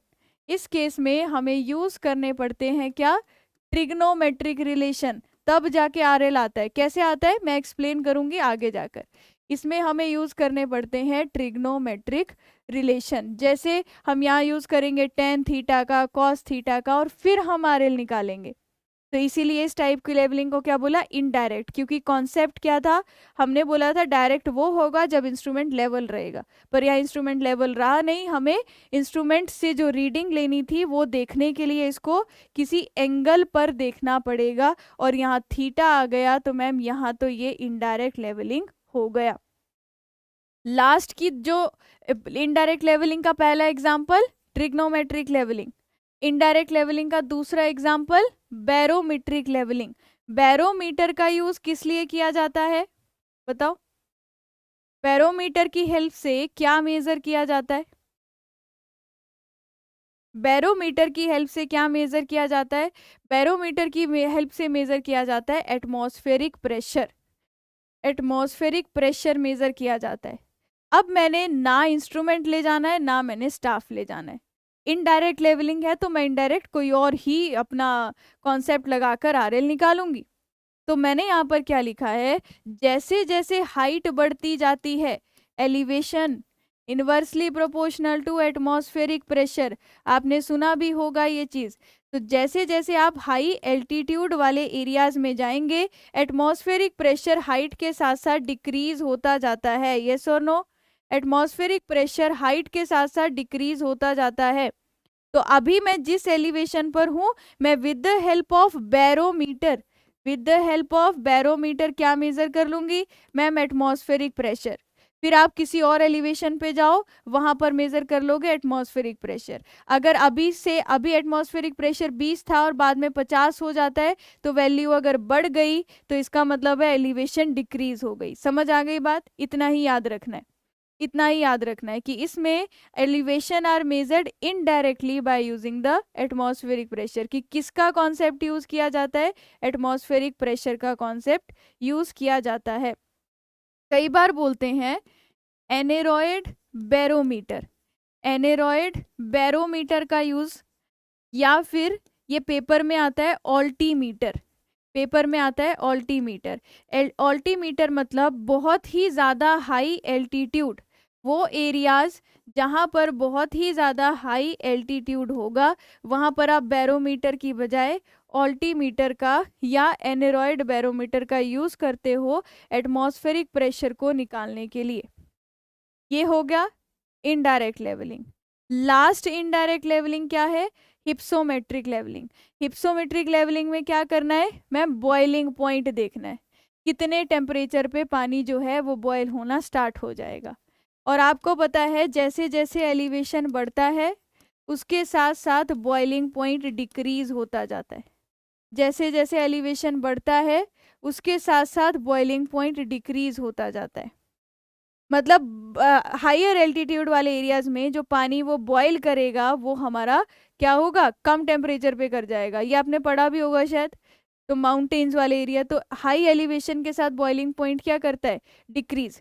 तो मैम अगर आप बॉइलिंग पॉइंट किसी तरीके से मेजर कर पा रहे हो तो आप अलग अलग एलिवेशन पे जाओ, देखो बॉइलिंग पॉइंट बढ़ रहा है या कम हो रहा है, उसके हिसाब से बोलेंगे हम ज़्यादा हाइट पे हैं या कम हाइट पे। तो हमने इनडायरेक्ट लेवलिंग कौन कौन सी पढ़ी, ट्रिग्नोमेट्रिक, क्योंकि नाम से पता चल रहा है उसमें ट्रिग्नोमेट्रिक रिलेशन लगेंगे। हमने बैरोमीट्रिक, क्योंकि उसमें बैरोमीटर का यूज करना पड़ेगा, इंस्ट्रूमेंट आ ही नहीं रहा। और तीसरी हिप्सोमीट्रिक, हिप्सोमीट्रिक में क्या करना पड़ेगा मैम, हम लोग यूज करेंगे concept boiling point, boiling point inversely proportional to elevation. और ये खत्म हो जाते हैं हमारे डिफरेंट टाइप ऑफ लेवलिंग, यहीं पर खत्म हो जाते हैं डिफरेंट टाइप ऑफ लेवलिंग और आज की क्लास भी। तो डिफरेंट टाइप ऑफ लेवलिंग में जो हमने डायरेक्ट और इनडायरेक्ट लेवलिंग पढ़ी, इसको जरा मैं यहाँ पर लिख लूँ तो आप मुझे बताते जाएंगे और मैं लिख देती हूँ, फिर आज की क्लास को एंड करते हैं। डायरेक्ट लेवलिंग में मैंने कौन कौन से पढ़े, इसके लिए ज़्यादा जगह चाहिए होगी हमें, इसमें हमने पढ़े, इसको थोड़ा छोटा करके लिखती हूँ। डायरेक्ट लेवलिंग में हमने पढ़ा सिंपल लेवलिंग, डायरेक्ट लेवलिंग में पढ़ा हमने सिंपल लेवलिंग, लेवलिंग नहीं लिखूंगी डायरेक्ट नाम लिखूंगी। इसमें और क्या पढ़ा, डिफरेंशियल लेवलिंग, डिफरेंशियल लेवलिंग। तीसरे नंबर पे क्या आया, फ्लाई लेवलिंग, फ्लाई के बाद क्या आया आपका, चेक लेवलिंग, फ्लाई के बाद क्या आया, check levelling, to check the accuracy of work. इसके बाद आया आपका प्रोफाइल लेवलिंग, इसके बाद आया प्रोफाइल लेवलिंग, प्रोफाइल लेवलिंग को लॉन्गिट्यूडनल लेवलिंग भी बोला। इसके बाद आया cross sectional levelling, cross sectional levelling. Next हमने क्या पढ़ा यहाँ पर कि हमारा रेसिप्रोकल लेवलिंग, नेक्स्ट हमने पढ़ा रेसिप्रोकल लेवलिंग। तो ये सारे थे डायरेक्ट, एक बार चेक कर लो, डायरेक्ट हमने यही पढ़े। इनडायरेक्ट टाइप ऑफ लेवलिंग में हमने क्या क्या पढ़ा, trigonometric levelling, trigonometric levelling, trigonometric के अलावा बैरोमीट्रिक लेवलिंग, बैरोमीट्रिक लेवलिंग, और लास्ट क्या आ गया, हिप्सोमीट्रिक लेवलिंग। तो ये वाली कुछ डिफरेंट टाइप ऑफ लेवलिंग है, ये कुछ डिफरेंट टाइप ऑफ लेवलिंग है डायरेक्ट और इनडायरेक्ट के। कोई रह गया हो तो बता दीजिए, कोई रह गया हो तो ये आपको याद रखना है कि कौन सा लेवलिंग डायरेक्ट होता है और कौन सा लेवलिंग इनडायरेक्ट होता है। ठीक है, अब हम आज इतना ही पढ़ेंगे। आज की क्लास में हमने सीख लिया कि लेवलिंग वाले चैप्टर में हम क्या निकालते हैं, डिफरेंट पॉइंट्स पे हाइट निकालते हैं। एक इंस्ट्रूमेंट होता है, एक स्टाफ होता है। उसके बाद हमने देखा बेसिक डेफिनेशंस, उसके बाद हमने देखा डिफरेंट टाइप ऑफ लेवलिंग, फिर हमने देखा back side, four side, intermediate side क्या होता है। अगली क्लास में हम सीखेंगे डिफरेंट पॉइंट पे आरएल कैसे निकाला जाता है, और जो बबल ट्यूब है उसमें क्या है, बबल ट्यूब की सेंसिटिविटी क्या होती है, उसको कैसे कैलकुलेट किया जाता है। ठीक है, क्रॉस सेक्शनल का मतलब ये है, क्रॉस सेक्शनल का मतलब ये है, जैसे मैंने अभी जहाँ पर मैं अभी खड़ी हूँ, इमेजिन कीजिए वहाँ से एक सीधी लाइन जा रही है जो रोड की सेंटर लाइन है। इस तरफ गाड़ियाँ जो जा रही है वो इस तरफ आने वाली है, जो यहाँ से गाड़ियाँ जा रही है वो इस तरफ जाने वाली है। तो जहाँ पर मैं अभी हूँ मैंने यहीं पे इंस्ट्रूमेंट को रखा, तो यहाँ से जो मेरा रोड का कॉर्नर था मैंने वहाँ पर स्टाफ को रख के एक रीडिंग ले ली, और इस तरफ जो रोड का कॉर्नर था वहाँ स्टाफ को रख के एक रीडिंग ले ली। तो यहाँ रीडिंग आई 3 मीटर, यहाँ रीडिंग आई 2 मीटर। इन दोनों पॉइंट्स में हाइट का डिफरेंस कितना था, 1 मीटर। तो मैंने हाइट का डिफरेंस निकाला, इस वाली साइड का रोड का कॉर्नर और इस वाली राइट साइड का रोड का कॉर्नर, उसको बोलते हैं क्रॉस सेक्शनल लेवलिंग। ठीक है, श्री क्लियर हो गया आपको कि क्रॉस सेक्शनल लेवलिंग क्या होता है, बताइए। या अभी भी कुछ पूछना है किसी को तो, क्रॉस सेक्शनल लेवलिंग क्या होता है क्लियर हो गया। और अगर मैं जहां पर अभी खड़ी हूँ यहाँ से अगले पॉइंट का आरएल निकालूं, उससे आगे का निकालूं, तो वो प्रोफाइल लेवलिंग है या लॉन्गिट्यूडनल लेवलिंग है। ठीक है, तो अगली क्लास में जितना आज पढ़ा है उसको अच्छे से रिवाइज करके आइएगा, क्योंकि आज जो हमने डिफरेंट टाइप्स ऑफ आरएल निकाल मतलब टर्म्स के बारे में पढ़ा, उसको हमने इस पूरे चैप्टर में आगे तक यूज करते हुए जाना है। तो कल जितने भी रिमेनिंग टॉपिक्स हैं जो आपने रिवाइज नहीं किए और जिसके आपने नोट्स नहीं बनाए, तो उसको पूरा अच्छे से प्रॉपर कर लेना, और फिर अब हम मंडे की क्लास में मिलेंगे, है ना। क्लियर है सभी को? चलिए अब जाइए रेस्ट कीजिए, आज वैसे भी बहुत ज़्यादा क्लासेस देख रहे हैं आप लोग। ठीक है, अभी की क्लास को एंड करते हैं फिर। ओके, थैंक यू एवरीवन, मिलते हैं नेक्स्ट क्लास में मंडे को। Thank you everyone, bye bye.